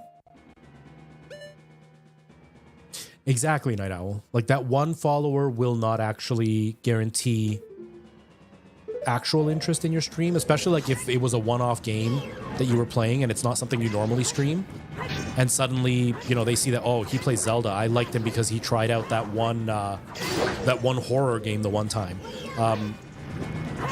Then it's like, yeah, that doesn't really help. And they may not be the kind of viewer that ever like donates or subscribes on Twitch. So like, they're not actually going to bring money to the channel in the sense of like tangibly. Whereas like on video, they may watch the video, they'll never donate, they'll never buy your merch, but them watching the video gives you the views, which gives you the ad revenue. And so it's like, all of it just, it benefits you to do videos rather than live streams. That being said, I've made the most money I've ever made live streaming. And so that temptation is there. And like, I've been very, very tempted to even try just focusing on Twitch and seeing if maybe having just one platform where it's kind of focusing all the people in one spot, maybe that would help. But it's not a risk that I feel is worth it because I've already spent months streaming and I haven't grown. And so I'm enjoying just having this as a place to kind of talk. It's just kind of tough when I look at the numbers, when I used to have, you know, 15 to 20 subs on Twitch, and now I look at my subs and it's like 2. Oh man, that sucks. Or I had like, you know, 7 or 8 members on YouTube, and now I look and it's 1. And it's like, man, that kind of sucks. Or I'd finish every stream with at least $6 a stream, and now it's like I'm getting $6 a month on streaming, and it's just not worth the investment. No worries, Girl Loser. Take your time.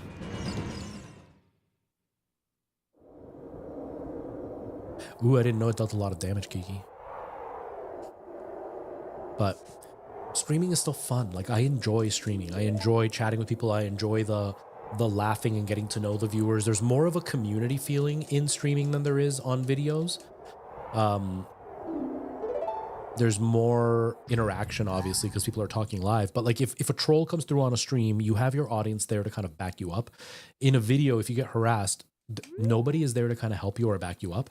And that's disheartening. It makes you feel less connected to your own viewers, and that's a bummer. And then again, it's easier to feel disappointed when I post a video or when I go live and I have nobody watch. That can feel really like sad at the end of the stream. It's like, man, like nobody came and hung out, and like, am I boring? What's wrong? Like, why does nobody like me? That kind of mentality. Whereas like on a video, the same thing happens. I've posted, you know, Minecraft videos that have gotten almost 10,000 views, or one video that got 10,000 views. And I felt great. I was on a high. Then I posted a video and got 48 views. And you feel bummed out. It's like, oh man, what did I do wrong? But in a video, you feel like there's another chance to try something new that can help. On a live stream, it's very hard to know what new thing to try outside of here's a new game I can play. And in a video, it's also easier to kind of blame the algorithm. You can be like, oh, I used the wrong tags. Oh, my thumbnail might not be good. And it makes you like blame yourself less, which, you know, you might be completely wrong. Maybe your content does suck, which I'm sure my content has people that think it sucks. But I also know that I have an opportunity to make my content good. Dang it. That was way too fast. I have the opportunity to make my content good. You know, and I never know. It's almost like gambling because I've got that one moment where I can go, ooh, maybe this next video will blow up. Maybe this will be the time that I'm going to get a bunch of people watching my content. Whereas on a stream, it's like, maybe I'll get a raid. But even the raid, it's like, yeah, you might have 200 people watching you during the raid, but the next stream, it's going to go right back down to 0, and it's guaranteed to go right back down to what it was. On the video, if one goes viral, you will suddenly be getting more views because there are more people interested in seeing what else you put out.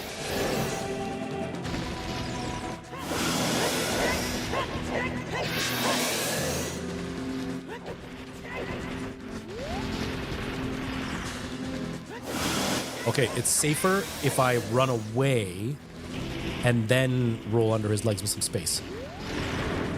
Because he winds up.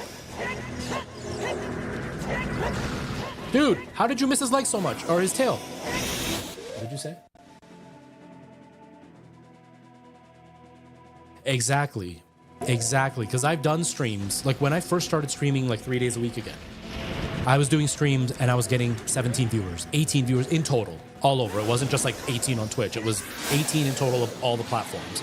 And it's like, wow, this is going great. And the next stream, literally 1 viewer the whole time. And it's just like, oh, what happened? It's the same game. I'm the same. My lighting's the same. Everything is the same time, same date. And it's nobody. And that is really, really hard to kind of wrap your head around at times. It's really hard to understand why suddenly you had a failure. Whereas in a video, same thing kind of happens because, like, you know, I'm doing my series on Minecraft and whoa, crap. I'm doing my series on Minecraft and one video gets, you know, 1,500 views and the next one gets 20. And it's like, what happened? It's the same series. I'm doing the same style of content, but there is a variety of stuff that has changed. The thumbnail might be different. The title was different. The description was different. The time I posted was different. All of those things can affect, and I can change those things and it'll have an effect. Whereas the live stream, you could stream at midnight and have 1 million viewers, and you could stream at 2 in the morning or 2 in the afternoon and have nobody. You never know. You just never know. Yeah, and that's the thing with YouTube. You can always see a tangible result for the work you put in. If you're lazy, it's harder to get things to blow up. But if you put in some effort, it's easier to see things happen. And YouTube always has another chance. My stream that only had 1 viewer, that was the only chance for that stream to do anything. It will never have another chance. Now, the next stream will have a chance, but so will the next video.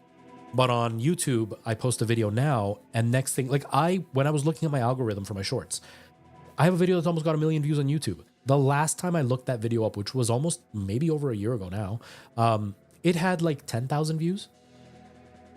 And in the year, it's gone up to 900,000 views. It has opportunity to keep going, and streams don't. Oh, did I change? No, I didn't. No, I did.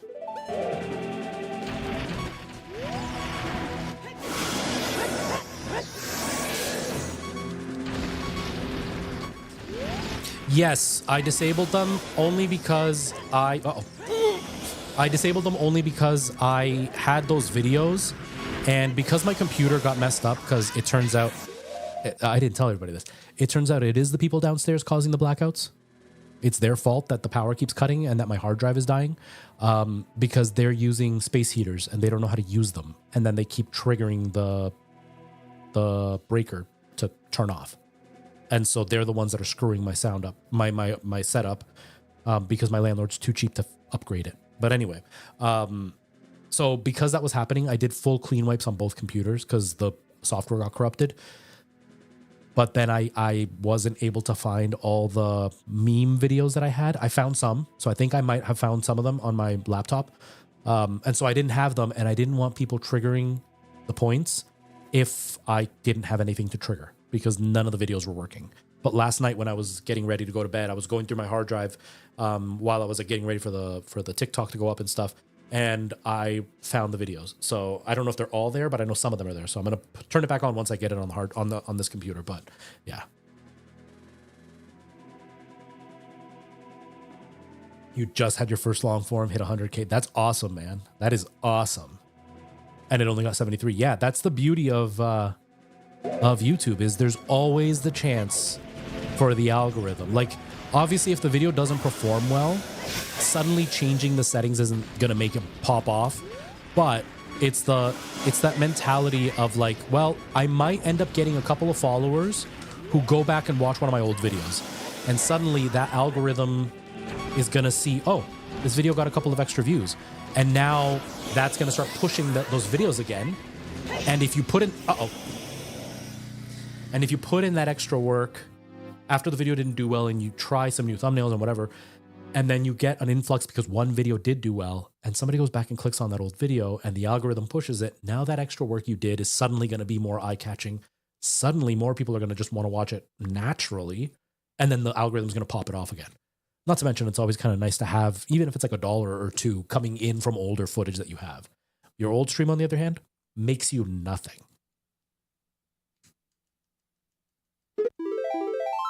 Yeah, I know. I'm sorry, girl loser. I'm sorry.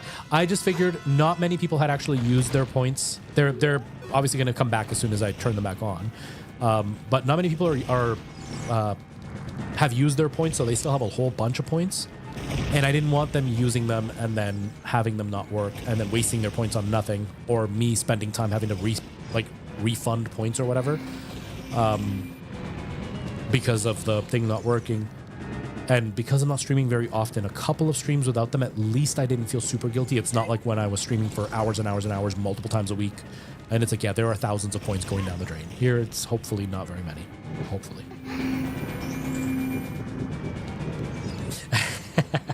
Oh, I understand, girl loser. Although catching up to Weewin and Nikki is going to be hard because they've both got a lot of points. Chadley, how's it going, man? How are you? How have you been? How's life? How was your weekend?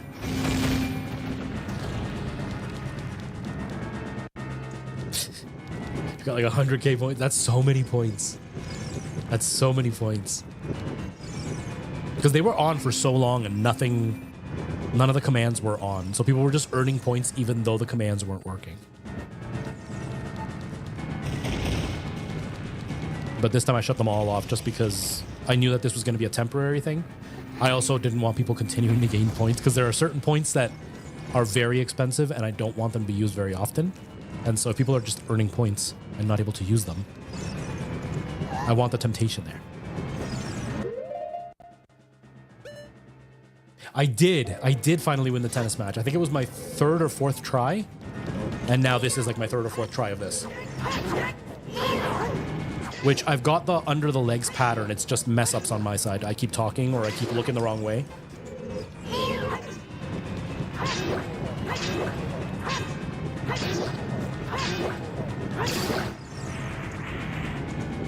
But I'm glad you had a relaxing weekend.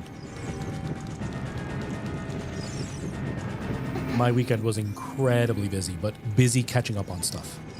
Just because I was like recovering from surgery and like the pain was there and the infection, and then I had to cover for work. I hadn't had a chance for a couple of months to do a bunch of stuff I needed to do around the house. And so all weekend was spent just catching up on everything, doing a deep clean of the bathroom, a deep clean of the living room. I was, going through all my hard drives and trying to get rid of stuff. I edited all the musical that I needed to edit for the last month. Worked out a whole bunch of scripts. I've got one script that I'm toying with the idea of making the video. I'm going to try it. It should be like a 30-minute video, and I'm excited to see what that does, how that's like. Although it's a video that in my shorts doesn't seem to do well, so I don't think the video will do well, but you never know. It's worth a try. They're popular right now, so maybe it'll work. It's a deep dive into a game. So I spent the whole weekend kind of catching up on stuff, but it was stress-free because I was just at home, just doing my own thing. I wasn't like rushing around trying to get a bunch of stuff done. It was kind of nice.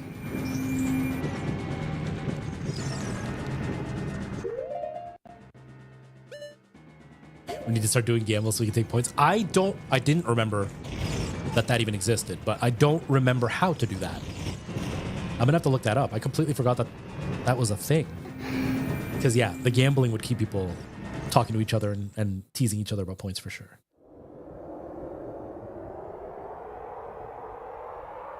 Oh my gosh, Night Owl, yes. So what happens in that case? They just stop the stream and that's it for the day? They're just done?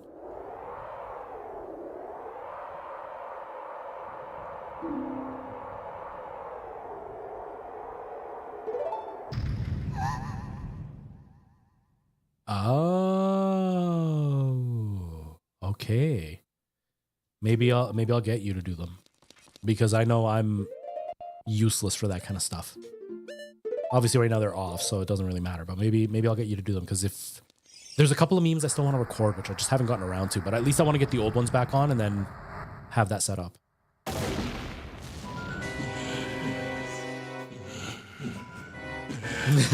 Literally, hey guys, end stream. Oh, bye guys.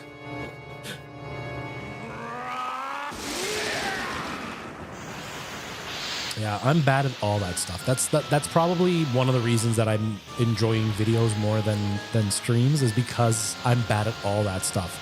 Like, I don't know any incentives to get people to interact. I don't know of any incentives to get people to like want to donate or spend bits. I don't have any incentives for people to come back to the channel, and I can't think of any that would be worthwhile or to make the channel fun. I'm bad at all of that.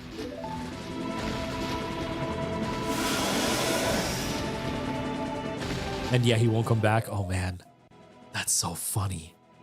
That's so fun. I don't know if my autistic brain could handle that because I hate when my schedule changes. That is funny though. That is really funny. No, right now for the videos I've been using Mix It Up. Is Triggerfire better than Mix It Up? Right now I'm even using Mix It Up for the chat because it's more stable than Replay Mod is. Replay Mod's chat tends to be very, at least in my opinion, broken. A lot of, especially with vertical YouTube, it seems to almost never work with vertical YouTube. Or it's a gamble, it's 50-50. Sometimes it works, sometimes it doesn't. Sometimes midstream it just stops working and I don't know it doesn't work. There have been times where I've been watching the chat and it's just Twitch the whole time. And I'm sitting here going, man, Twitch is really active. It sucks that nobody's watching on YouTube. And then I look at the YouTube chat and there's been like 15 messages and I haven't seen any of them. Actually, I should check YouTube to make sure. Nope, no messages. And it's like, oh, I could have had a whole bunch of people chatting on YouTube and I didn't talk to any of them. That sucks. Now that I'm using Mix It Up, it seems to be more stable staying connected to YouTube.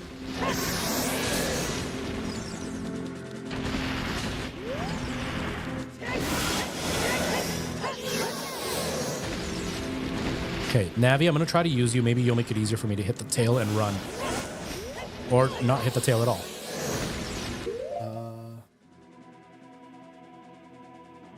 You do love Mix It Up? Okay. Yeah, and I know. I mean, you could tell I keep pausing the game because I can't stay interactive and chat at the same time, or a game at the same time. But because I don't have a lot of like deep grained knowledge, it's hard for me to do just chatting. And there's always the part of me that's like afraid that nobody's going to come to the chat. And so then I end up spending the whole stream just like staring at the screen the whole time. So I might as well play a game. It also gives me kind of the ability to suck at the game and kind of laugh at my bad decisions or the bad things happening. And that allows for more ease on my side. So I don't feel the tension of having to perform. But I've toyed with the idea of like, if I do a live stream, especially because of my YouTube shorts and stuff, should I do it like where it's based around whatever we've spoken about that week in the news?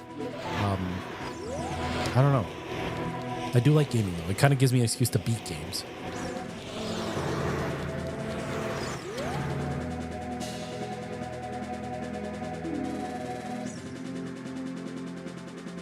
Ooh, I've never even looked at that, Girl Loser.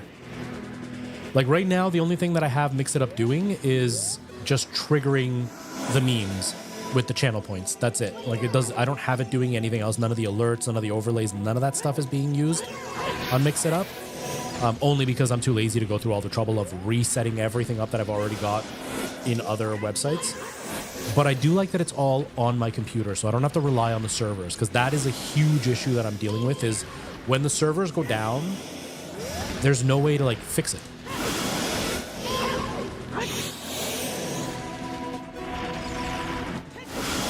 Because there have been times where like people have done jump scares and they come through and they're like, what happened? And it's like, I don't know, it's working. Because I can trigger the alert, but I can't it won't actually work when they use it properly. It only triggers with my manual trigger. And then I feel bad because they spent all that money for nothing.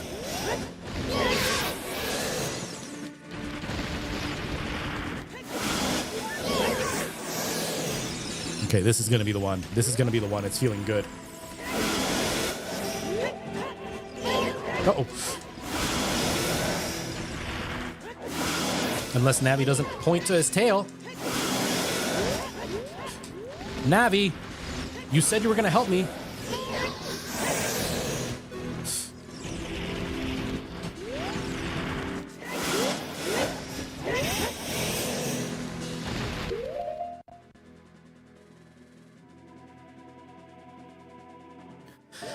Yeah, and for me, the worry on TikTok is just because nobody watches my lives. Like that's why I didn't even go live on TikTok today. Because when I go live on TikTok, I end up with 0 viewers. And so there's even less, at least on Twitch. I know there's a couple of you that will just be here almost always. And so there's at least a really good possibility that there'll be one person to talk to. But on Twitch, on TikTok, there are many streams that I've done where not a single person has come in. And it's like, I'd be so terrified, even though I've got a big following, I'd be terrified to go live on TikTok only to have nobody watch and then have nobody to talk to.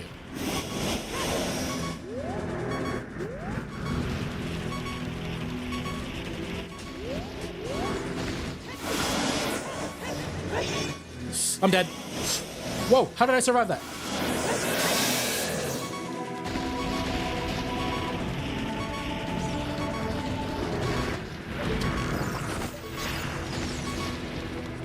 I thought the light arrow could blind him. Maybe I'm wrong.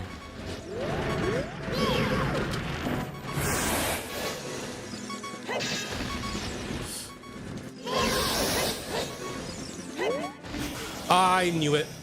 I knew it. I knew it. Oh, I know. My Dark Souls skills came through for just a second. Just a second.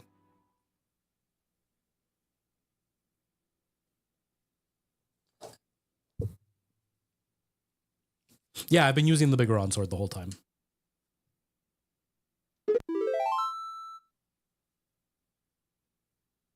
Yeah, like I already had the Master Sword there. I have to use him to I have to use it to actually finish him off, isn't it? Like I can use it to damage him, but then when it's the final hit when he's down on the ground, I have to use that, right? Is that what it is, or does he just not take the damage with that sword at that point? I don't actually know. Never actually thought about that.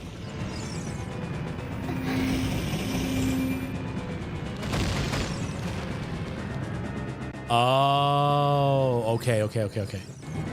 So I was making it way harder for myself because we hit him a lot there. That makes sense. Yeah, no, they're probably right. I don't know enough about this game. They're probably right. So, yeah, I was definitely messing up at that point. And I was feeling so good about it. We hit him a whole bunch without ever getting hit. Oh, well.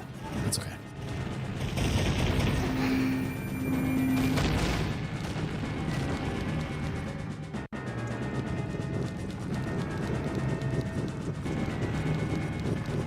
But yeah, I've been tempted to try just like a just chatting stream, a shorter just chatting stream where it's just talking about what's going on in the news or whatever, or kind of like expanding on one of my videos.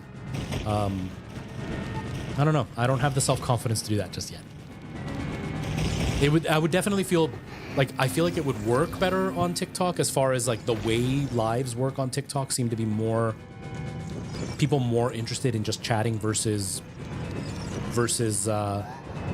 video gameplay, but it's not exactly easy to do when my channel is not getting any views. So like there's nobody that wants to watch my stuff right now, or TikTok's not showing it to anybody right now.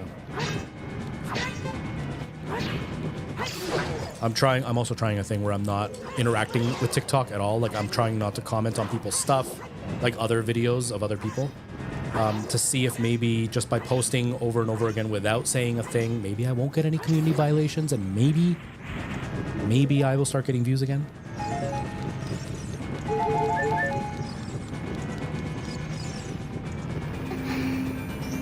So everything else at this point basically does no damage. Okay.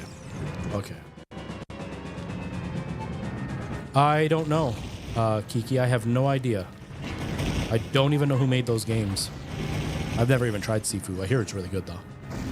So I have no idea. They're probably working on something. If they haven't gone out of business, then they're probably working on something, because most game developers, as soon as one game is done, they start working on the next one. I just have no idea what it would be.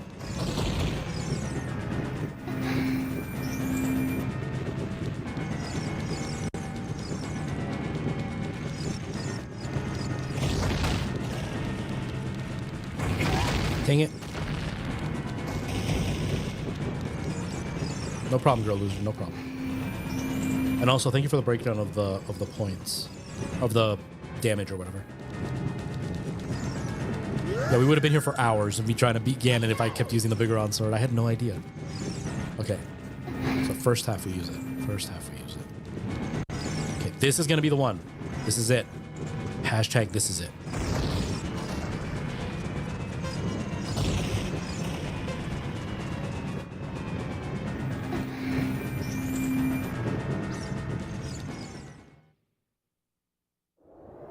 Oh, did they do a secret level on Sifu? Nice. Is that on Amazon or is that on Netflix? Or on Prime? On Netflix or on Prime?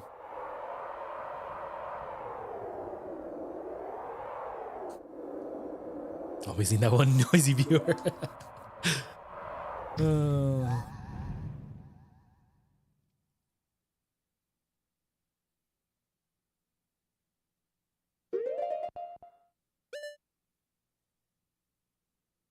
You just jump straight onto YouTube.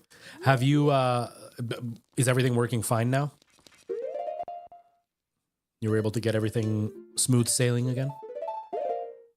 Yeah, I've been posting on TikTok, but now, before it used to be, I still refer to it as shooting a TikTok, but before it used to be, TikTok was my priority. I wanted to make sure that the content was very good for TikTok, and I would watch the TikTok numbers and I just ignored YouTube. Now I'm like totally focusing in on YouTube and making sure that the YouTube algorithm is going to like it, or that the reels are going to work, that the length is right for YouTube. Before it was like, hey, if it doesn't work on YouTube, it doesn't work. Too bad. Now I'm like, no, YouTube is the #1 goal. And then TikTok is now like a tertiary thought, because it's YouTube, then Insta, then TikTok at this point. Just because I'm not getting any views at all. And I'm convinced it's not a your video sucks content situation. Because there's always that defense of like, no, you're not shadow banned, your content just sucks. Except I'm getting, 10 to 15,000 views on some of these videos on YouTube, and I'm getting nothing on TikTok. I'm even getting like 1,500 on Instagram, which I normally get like 100 on Instagram, and I'm getting nothing on TikTok. And Instagram has 400 followers. YouTube has 7,000. TikTok has 130,000. There's no reason my views should be that low. So it's very obvious that there's something else going on. So I'm just not even going to gear my stuff towards TikTok anymore.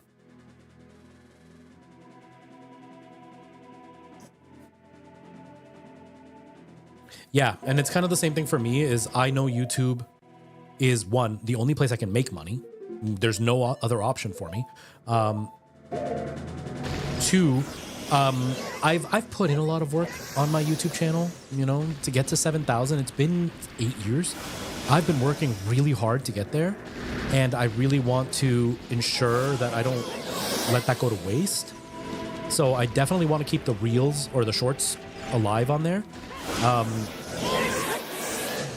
But my focus is Minecraft because, yeah, YouTube is where the long-term success is most likely going to happen. And right now, I'm really enjoying making Minecraft content. But if the YouTube shorts really pick up, I don't mind making Minecraft kind of the secondary thing. That's where I stream. That's where I just do gaming content. And the rest of it's just news and fun facts, deep dives and whatnot. I don't mind doing that. But I definitely know no matter what, YouTube is where it's going to be. TikTok is just because that's where my following is. And so for collabs and stuff, that is what is going to attract people until my YouTube picks up. My goal is to get to 10,000 on YouTube, because then that I feel is a big enough number that collaborations are a bit easier with companies at that point. But right now at 7,000, it's still a bit too small to really get people to notice me.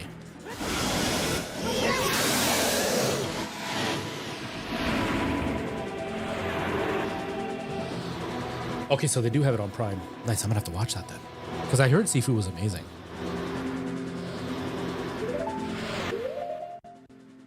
Oh yeah, I don't have the sword yet. There you are.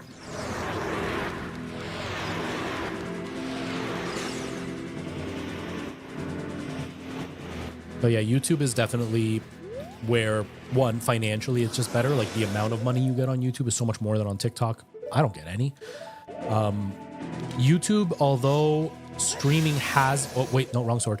Although streaming has more of an active community because they're watching and you're chatting, Twitch, it's only connected while you're live. There is no real community after that unless you do Discord and all that kind of stuff.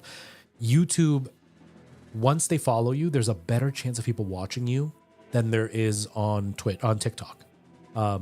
People will want to see your videos even if you don't post often on YouTube. On TikTok, there is none of that. People don't get that kind of connection with you. There are people that have commented on my videos and be like, whoa, I haven't seen you on my For You page in forever. And I've been posting nonstop. I'm still there. They're just not showing you to my followers. They don't get to see me. Okay, I want to see girl loser. What were the numbers you said? Small sword 1, master sword 2, Goron 4 usually. Then the second stage, they all get to 1 except for the master sword. Okay.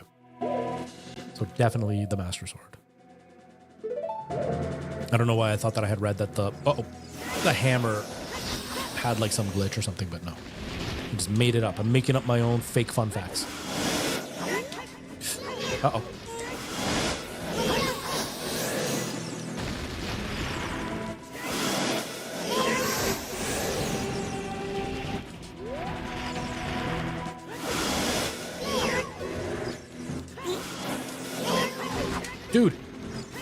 Dude, no.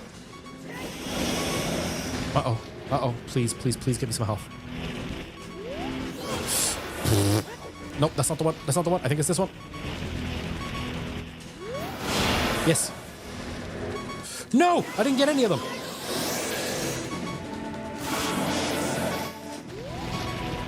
I'm gonna die.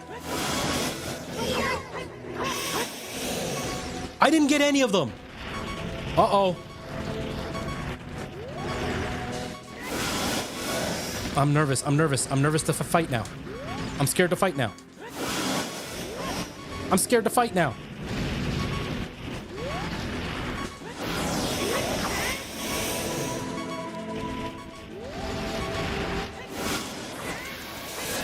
Ooh, the spin attack is making it easier to hit him.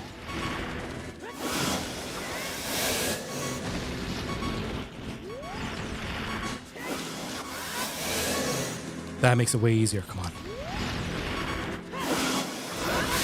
Yes!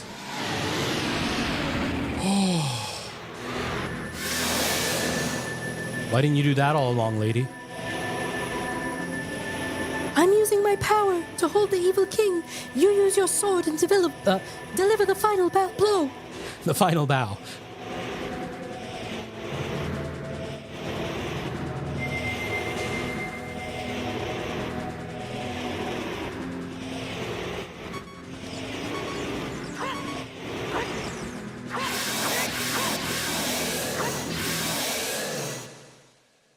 Finally.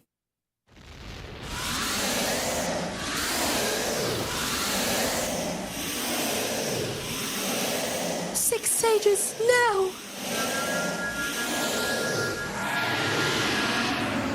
It took me a full 2 hours, everybody. I mean, a big chunk of it was me talking, but still.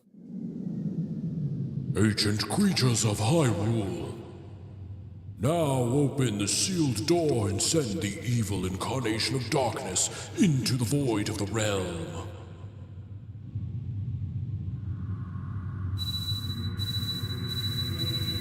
Thank you for the GGs, everybody. Thank you. That was intense. Without the fairies, that is so much harder than it needed to be. Holy crap.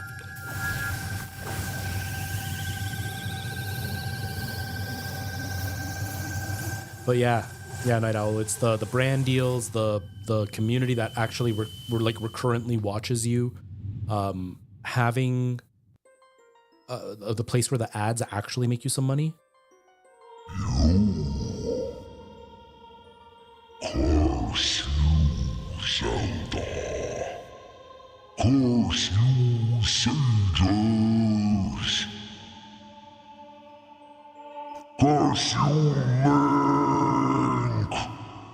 Someday when the seal is broken, that is when I will exterminate your descendants. And we'll call it Tears of the Kingdom.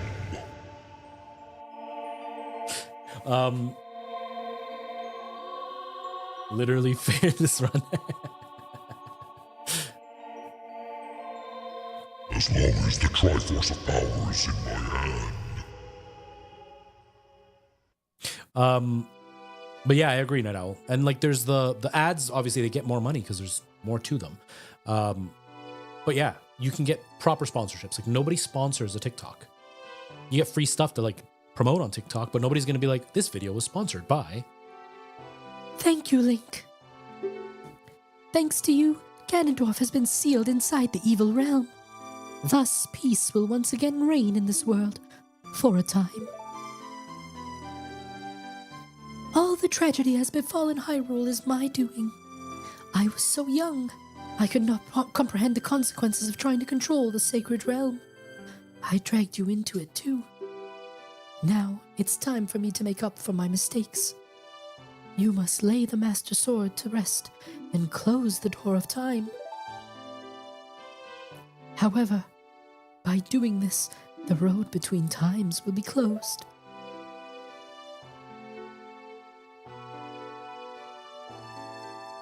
Is that before? Is it? I don't know. I don't remember the timeline at all anymore.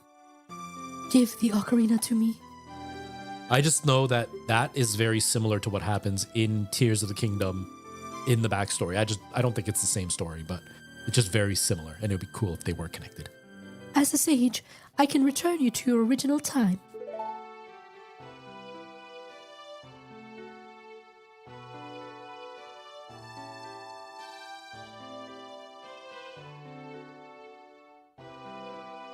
Man, look at that forehead.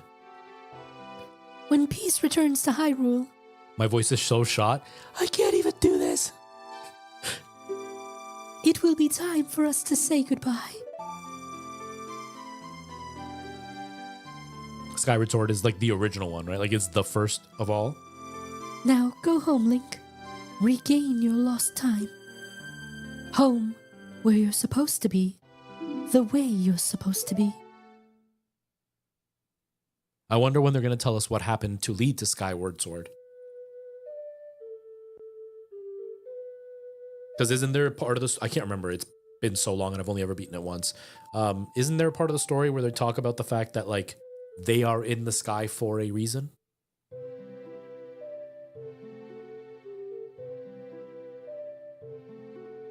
Thank you, Link.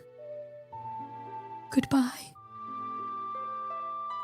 It always makes me feel emotional, the ending. At the end of the game, because he gets to be a child again, but with all the memories of what happened and nobody else remembers. Yeah, nobody else remembers, and he gets to live the horror that he saw. And because of what he did, that horror will never come true. So he gets to live with the nightmares of the reality of something that will never happen. So everybody will always think he's crazy if he ever tries to talk about it. Because it's not even like he can say it and then years later be like, see, I told you. Because that isn't going to happen. That would be such a detrimental way to live your life. They do mention that in the game. Okay, I thought they did. I wonder when they're going to release what that story is. They probably never will, but it'd be cool. There are so many stories that they could just like release the backstory and it would be so cool. Like the flooding. Do a whole game where the flooding happens. So many. All right, well, we beat this with 3 hearts. We're going to let the credits roll because I like to see the part where Zelda sees him for the first time. But we beat this. I was going to start another game, but it's already been 2.5 hours, or 2 hours and 15 minutes, so I don't think it's worth starting another game if I'm only going to play for 15 minutes and then I got to go. I didn't, Kiki, because I don't use Android.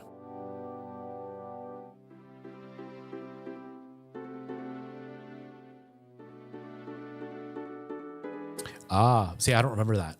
It's been so long since I played Skyward Sword. I loved it when I beat it, but I don't remember any of that. Yeah, 3 branches. Like, there's just so much that they could do. And this game was so instrumental. I know it'll never happen, but this game was so instrumental in a lot of people's childhoods and early, like teenage years and early adulthood. It was so formative in our gaming culture that it would be wild had they released a proper sequel to this. Like, Majora's Mask is a sequel, but it doesn't ever revisit this world. It just uses the same assets and has the same Link. But it would be so cool for them to release a proper sequel to this game in this world with this Hyrule and revisiting, kind of like what they've done with Tears of the Kingdom, Breath of the Wild, where you see the characters from the first story. And it would be so, so cool to have that. Like, so many of us would lose our minds.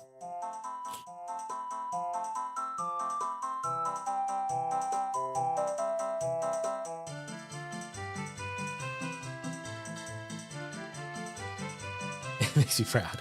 Chadley knows a lot about these games, which is really cool because there's always something that I learn about the Zelda universe.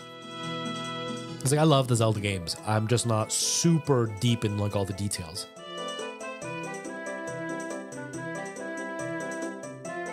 Yes.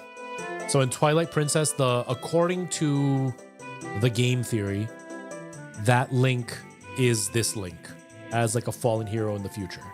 And I'm pretty sure, if I remember, there's also a theory that the guy that's in, is it Link's Awakening, the old man?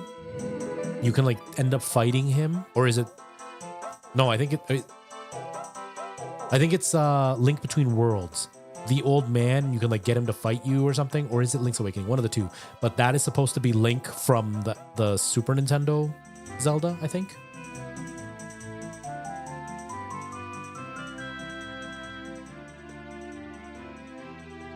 And yeah, Skyward Sword is on the Switch. They tried to make the controls a little bit better. They still weren't great, but I've heard it's an upgrade to be able to not have to do motion controls. Because that was my biggest complaint about Skyward Sword. The story was amazing. I actually really like that graphical style they went for. I prefer it over Breath of the Wild. But the controls, the hardware just wasn't capable of what you needed for that game. But if it wasn't for that, I loved the whole way the game worked. How it was like semi-open world, but still had all the old school Zelda feel.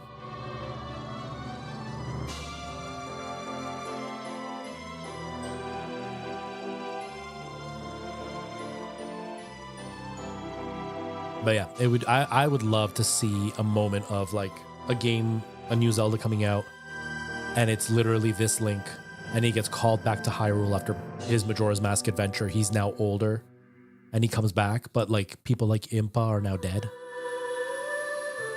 And whatever happened, Ganon came back, whatever. They were fighting, and Link wasn't there, and one of them died, and now you're back, and you're seeing the disaster or whatever, but you also get to talk to all the old characters from this game and have throwbacks to old stuff. And that'd be another really cool story. Nostalgia, man. Nostalgia. I'm excited to see what they do with the Switch too. What kind of Zelda game will be there. This made me sad. Everybody hates Navi. I'm not a fan of Navi, but this made me really sad. Navi just leaves. She's all like, Peace out. I'm out of here.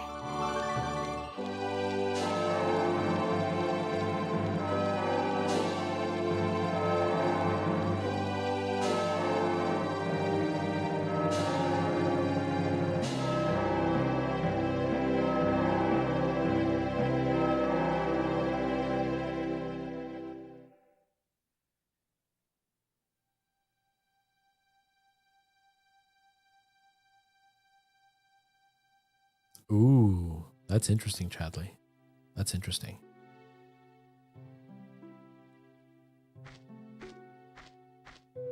I'm torn with Wind Waker only because the Wii U version is already out and I can't wrap my head around them making it even better. But it would be nice to have access to it on the Switch. it would be really nice to have access to it on the Switch. I'm not a fan of Twilight Princess, but that would also be nice to have access to on the Switch. But I also know a lot of people would complain about the fact that both of them have already been released and already had their HD remake. And people would be like, it's a cash grab. And it's like, yeah, but people want those games. Not everybody had a Wii U. And the people who did loved both of those games. Not everybody had a GameCube. And the people who did loved those games. And they would do really well on the Switch with more people having them. And Switch 2 probably, with more people having them. I'm not a fan of Twilight Princess, but I'd be happy with the Twilight Princess Wind Waker HD being transferred to the Switch 2. It'd be nice to see some even bigger boosts in graphics. Yeah, graphically, that would probably, when I was saying I would love to see this more modernized, that would probably be the graphic style I would like. Between that one and Skyward Sword would be the graphic style I would like. I do really, really love Wind Waker's graphic style. But I feel like those two would work really well for a remake of this. But and Twilight Princess itself isn't bad. I just don't like the Wolf Link parts. And to me, that kills all the momentum you feel in the game. And that stop and go constantly just ruined the game for me. That was the point where I was like, I can't stay invested. Because every time I'm like finally getting into it and I'm Link and I'm feeling powerful, and now you're Wolf Link again. And then go back to digging. And it's like, I don't want to do this. I don't want to have this dark shadow where I don't see the land around me. I hated that stuff. And it just ruined the game. And then you do the cart scene, and the cart scene was just the worst. But I wouldn't mind seeing those games redone, honestly. I think they would be very easy sells for Nintendo. They would be very, very good successes, and they would be good games to have on the Switch. I'm excited to see what they do. I think the Switch 2 is going to be, I think it's going to have a good launch. I think it's going to be very hard to get. But I think people are going to hold it under a microscope, specifically because there are Nintendo fans. In my comments, I can see them all over my comments. There are Nintendo fans that are very much looking at the power, and there's this disconnect with younger gamers now that they don't understand how power relates to performance and how power and performance relate to graphics. There's a lot of younger gamers, Gen Z and younger, who only equate good graphics and high power to frame rate. They just want to see 240 frames a second. That to them is good graphics. They don't think about things like SSAO and the way that shadows are dithered and the way that textures work and all that kind of stuff. And so for them, it's like, oh, it's an older chip. It's not powerful. It's not going to get this super high frame rate at 4K, or resolution's the other one. They want high resolution. But it's like there's a lot more to the graphics that you can do. And at 1080p, a weaker chip can still do considerably more than a stronger chip that has to work at 4K at 120 hertz. See you later, Kiki. Thank you for being here. Yes, I will check out your screenshot. Thank you for being here. I don't even know where my phone is, actually. Probably out in the other room. But I feel so I'm saying all this to say that there's enough fans of the Switch that are commenting saying they're not going to bother with the Switch 2 because the power upgrade is not enough, and they're just going to be happy with their Switch. But there is going to be an upgrade. It's just, it may not be 4K at 120 hertz. It may be 1080p at 60 with upscale to 4K. But instead of it being internally run at like 600p and upscale to 1080p, it will be run at 1080p upscale to 4K, and it will look decent because of the AI upscaling or whatever, including maybe not ray tracing, but having some kind of better lighting system, a better pop-in system, higher resolution textures. All of that will make it look better, even though on paper it may not be quite as powerful as people would like, because people are delusional thinking that they want a PS5 in handheld mode. Like, that's not gonna happen. And I'm kind of in the same boat, Girl Loser. If it's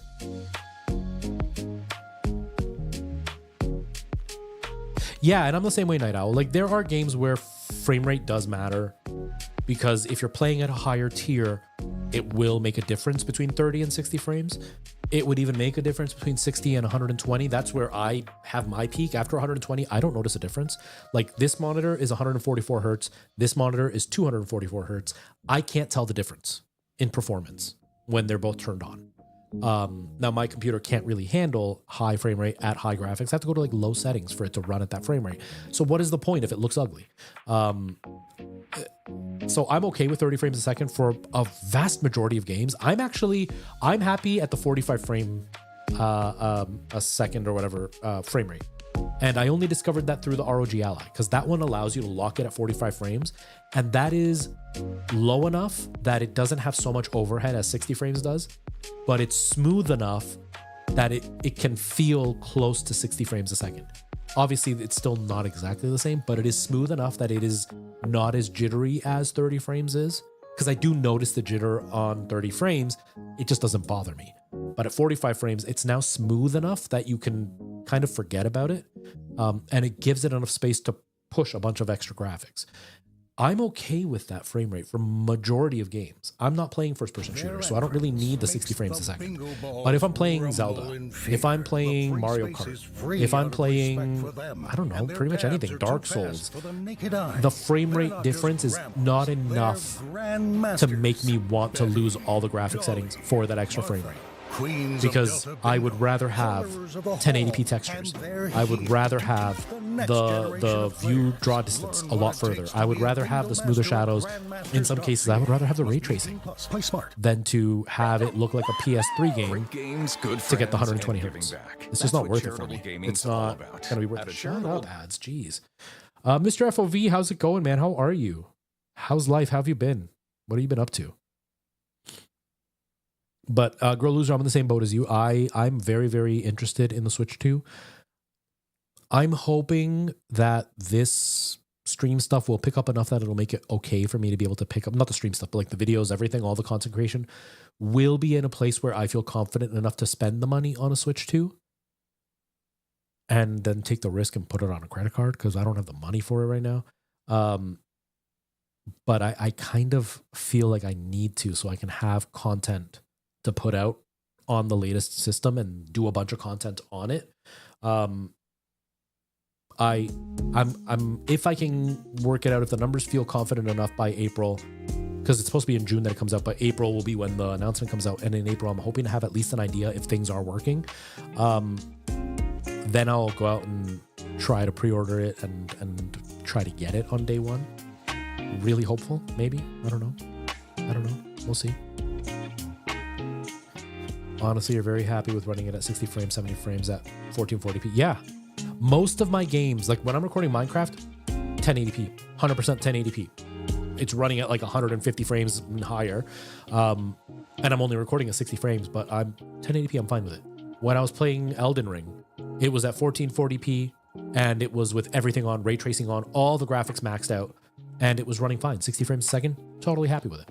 I don't need that ridiculous level. So I think a big part of the misunderstanding that these kids have is they're watching streamers, and streamers who are playing at a competitive level, who have thousands of people watching them, they do care about that frame rate because that extra win means some extra viewers. And so they're going to be playing at that high elite level or close to it, and they're going to care about that stuff. And then you get a bunch of kids who don't know anything about technology, who haven't watched the graphical upgrades and seen where the settings actually matter. And they're looking at 144 hertz, and if the game doesn't run at that, then it's garbage and it's not worth playing. And it's like you don't understand how these things work then. Like, I get it, smoother frame rate is better, but there is a whole bunch of stuff you're giving up for it, and you're playing an Xbox 360 level game when it could look like next gen. And then you complain that there are no games that look next gen. Well, what's the incentive in developers making the games look next gen when you are asking for higher frame rates? And the only way they can do that is by reducing all the graphics.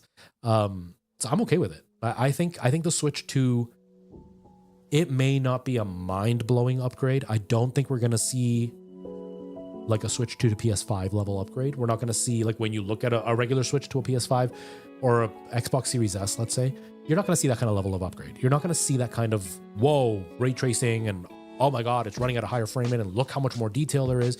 You're not going to see that. But the ROG Ally impresses me with what it can do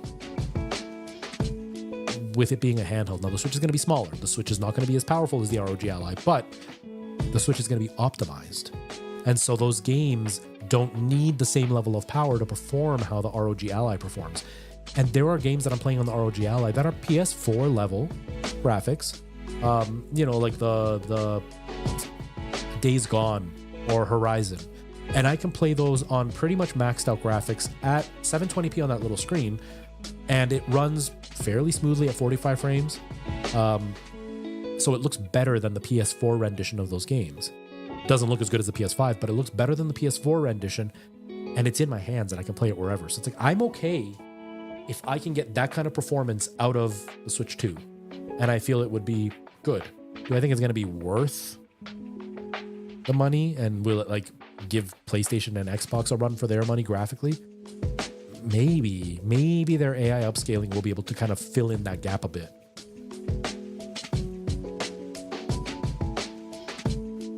Yeah, like the 3070 to me is kind of where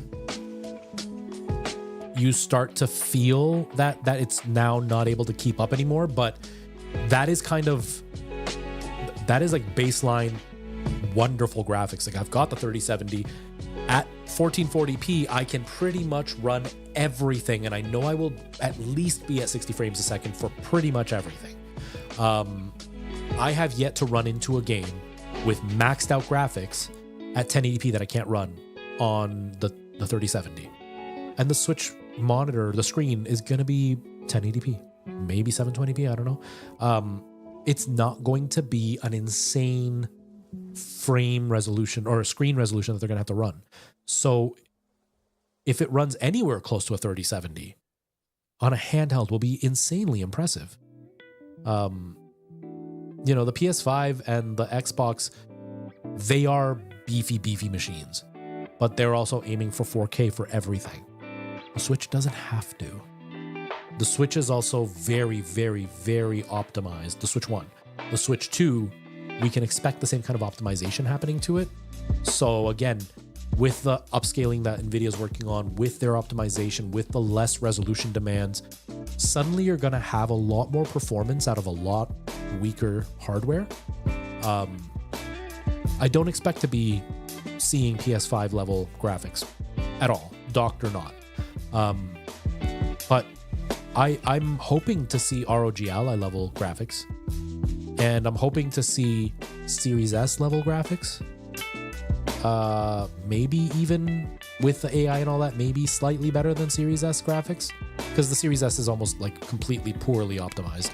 But I don't know. I'm holding my judgment until I start seeing some stuff. But right now, until it's in our hands, we won't really know. Because again, we're getting numbers, we're getting estimates, but until we see the software side of it, it doesn't really matter, because people all thought that The Witcher 3 coming into the Switch was impossible.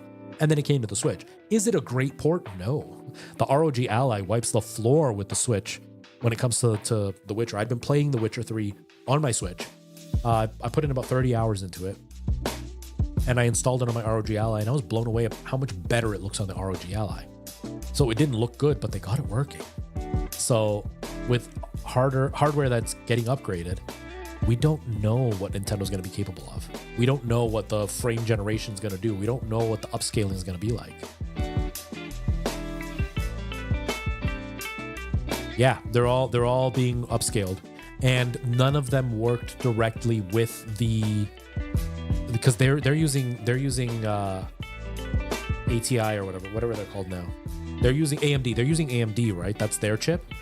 And they didn't work directly with AMD to make upscaling, like AI upscaling, be the integral part of it. And from my understanding, the upscaling they're using was the generic DLSS or FSR or whatever it is that they're using, but it's the older version. And the Switch 2 is going to have one of the latest DLSS upscalers, and they're using AI for it or something, is what I've heard.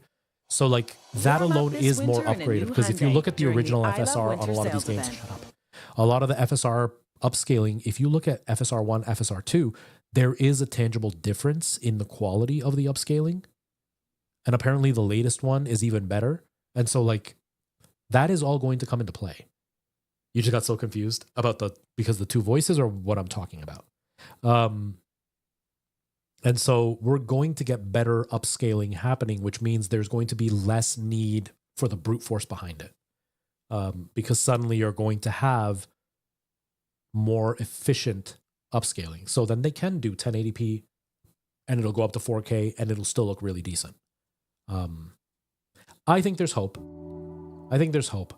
I'm actually more concerned that Nintendo will drop the ball. That's my concern. I'm not so concerned about the hardware keeping up. I'm concerned Nintendo will drop the ball.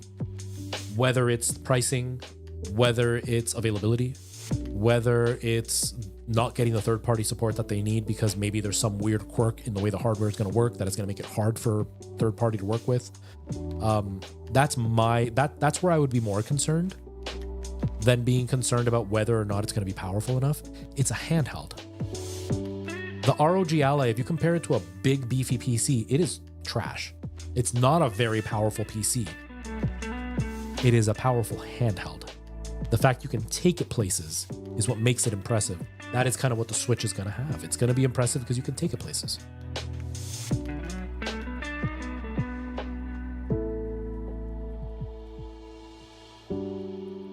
Yeah, 1440p is definitely where you want to do for the upscaling of 4K.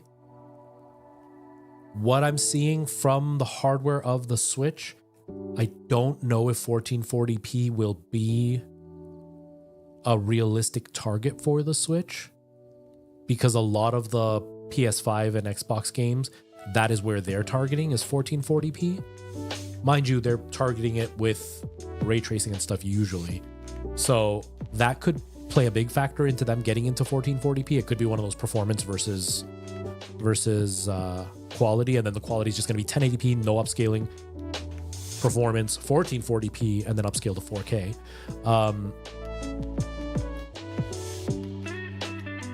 But I don't know. We've talked about it before. I feel like it would be a really beneficial move if they actually added an extra chip into the dock to give it that extra boost to get to the 1440p no problem. I think that would be amazing.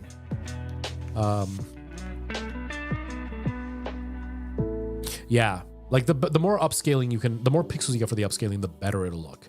I just don't know if the chip they're using will be capable, because they're already using 4-year-old hardware. And from what I'm hearing about, like, guesses people are taking based on what they've seen, people smarter than me, they're estimating that it is going to be PS4 Pro level graphics, or power behind the graphics.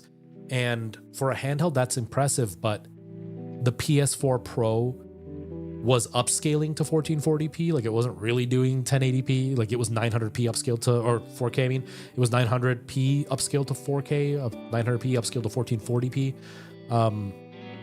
And that was using wall power. I don't see a battery operated chip, if that's the power it has, doing better.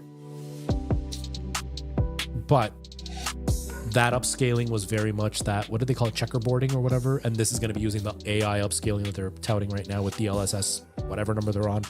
So maybe they will be able to get away with a lower resolution and still have it look okay. I don't know. We'll see. I'm very interested to see what's going to happen. I'm interested in that too, Night Owl. I'm very, very interested. That would be too smart. Yeah. I don't think they would do it, but it would be really interesting to see if they had an extra chip to give it that extra boost of power. Because then it would be, they'd just be laughing all the way to the bank. Because you imagine, like, it could perform at the level of a base PS5 or base PS5 while docked, but then in handheld, you're still getting PS4 Pro level and you're walking around with it. That would be wild. Yeah, absolutely. They're absolutely going to bump it up when it's docked. It would just be so cool to see the chip be able to focus on one aspect of the graphics and then have a secondary chip take over the second graphics or the second detail. So like one is the CPU, one is the GPU or whatever.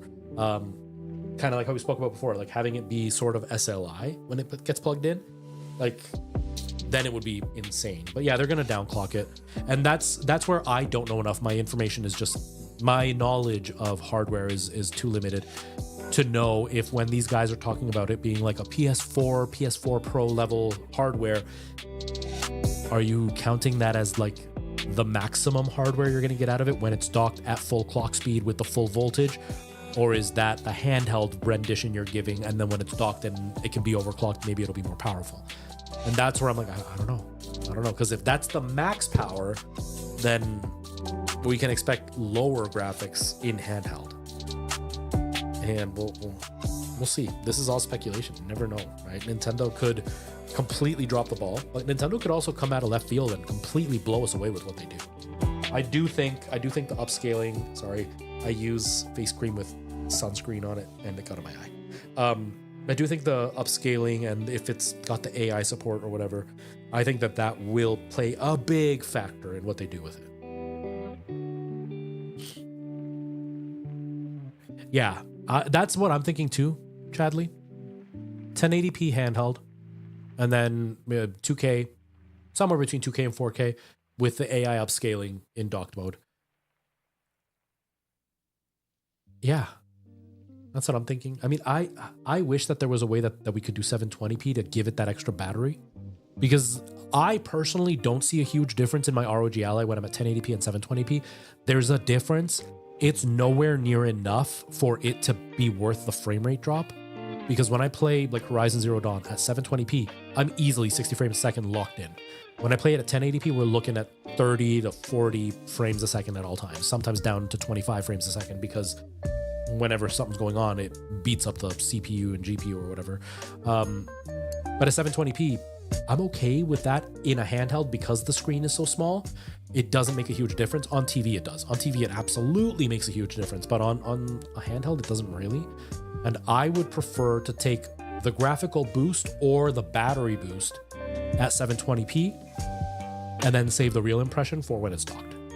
Because that's one thing with the Switch that I'm not aware of enough to see a gigantic difference from dock to handheld in the Switch, which works as a benefit to say, hey, you're not losing anything by going handheld, but it also doesn't benefit to say, hey, dock it because you'll get a better experience.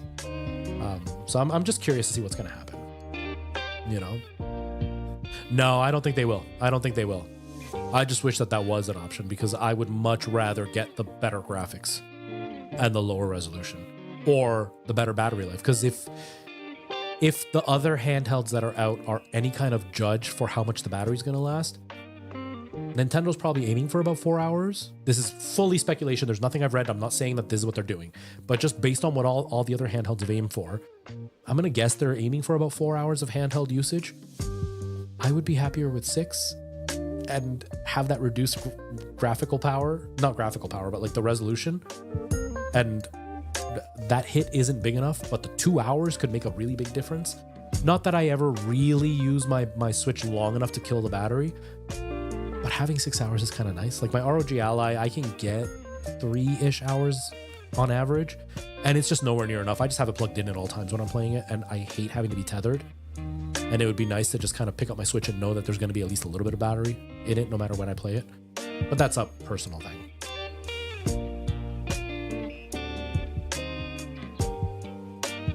Yeah. I think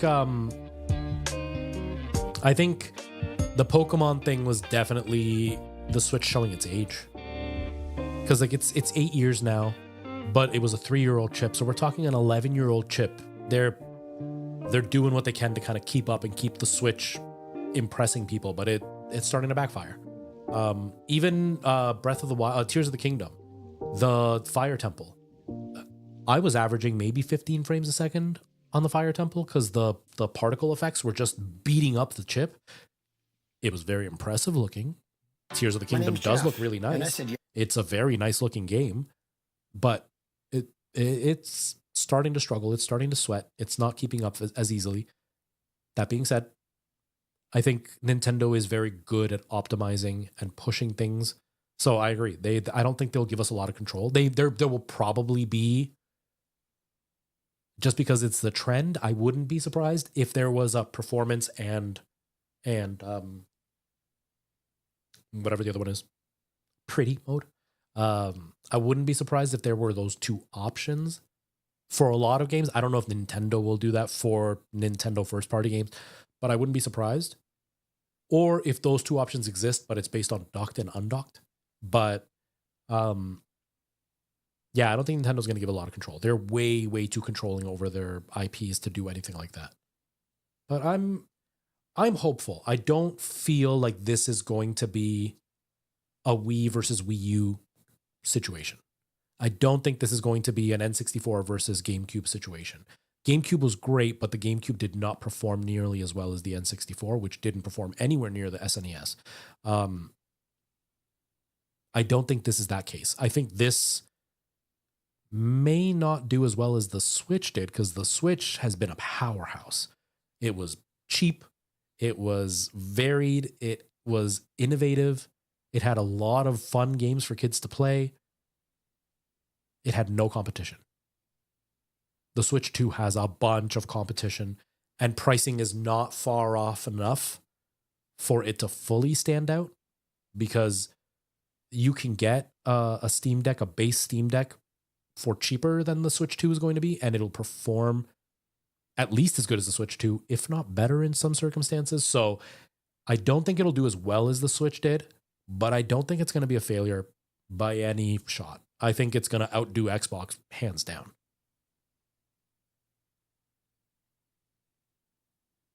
But yeah, exactly, Chadley.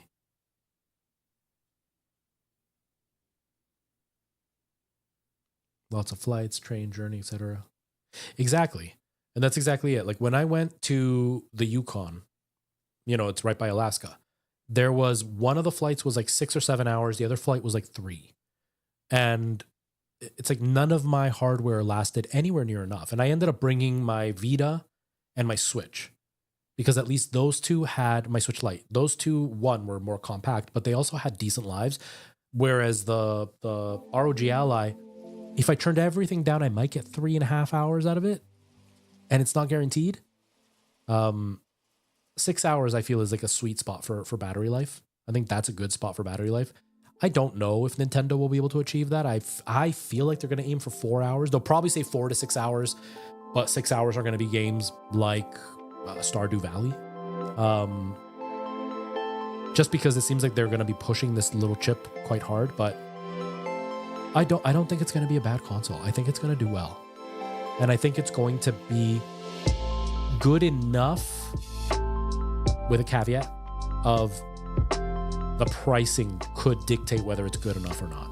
Because if it's $500 and it performs with 4 hours of battery life and it's still not really showing a drastic enough upgrade, it may be a tough pill for people to swallow. Somebody in my comments made this point that it may be a 3DS situation where it's a great piece of hardware, but if the pricing is wrong, nobody will buy it, and they will have to do something about that to make it worthwhile, and then it'll blow up.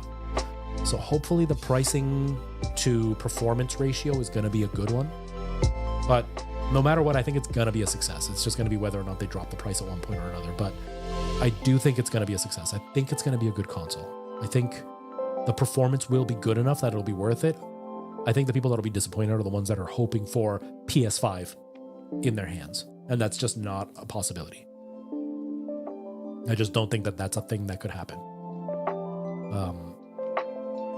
Finally get MetaQuest 3. I love it so much. Sorry, Mr. FOV, I didn't see your message. Things moved in a way that I didn't see it.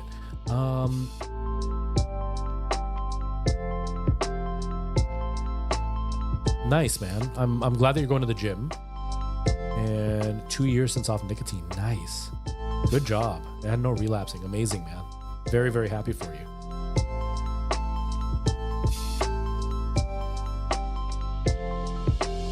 And yeah, the headset definitely fits better. Oh, it's not in this room, it's in the other room. The headset definitely fits better. They've done some tweaking, which has made the screen feel sharper on the Quest, I've noticed, because I've been using my PSVR a whole lot, but I used my Quest for a video recently, and it felt like it was sharper. They've upgraded some of the stuff in the home, but it's a huge upgrade, the lenses, because you don't have to worry about like focusing it, and when you're sweating it moves slightly and things just slightly get out of focus. None of that matters anymore, and it's so nice. Whereas the PSVR, such a pain in the butt. But no, I like the Quest 3. I think the Quest 3 is great. I just stopped using it because one, the battery, and two, because I play on PC more than anything. And when you're connected to the PC, there's a lot of artifacting just from the bit rate that they have to use.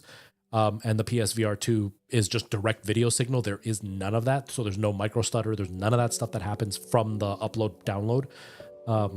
So I use the PSVR 2 more, but the Quest 3 is just a better headset all around, for sure. But yeah, anyways, I got to get going because I got to film some TikToks and I got to eat. I'm getting hungry. I will not be back until next week. There's a chance I might end up streaming a couple times a week soon, but not quite yet. I'm still working out everything else, but keep an eye out. I'm posting my new Minecraft video in a few hours. I'm going to have dinner and I'm going to post that. And keep out for the TikTok, shorts if you're on YouTube, reels if you're on Instagram. And we will continue next week with my live streams. I don't know. I'm kind of curious about the just talking part of it. Maybe I will do Elden Ring. We're going to continue with that. I want to finish that. We'll see what happens. Yes, Girl Loser. I will send you a message. But yes, everybody, I'm going to get myself out of here. Thank you all for hanging out. I really appreciate it. Thanks for chatting with me. And yes, we finally beat the 3-heart challenge in Ocarina of Time with no fairies, and I'm so glad. Thank you so much, everybody. I will see you all later. Have yourselves a great day, and we will talk soon. All right. See you later, everybody. Bye-bye.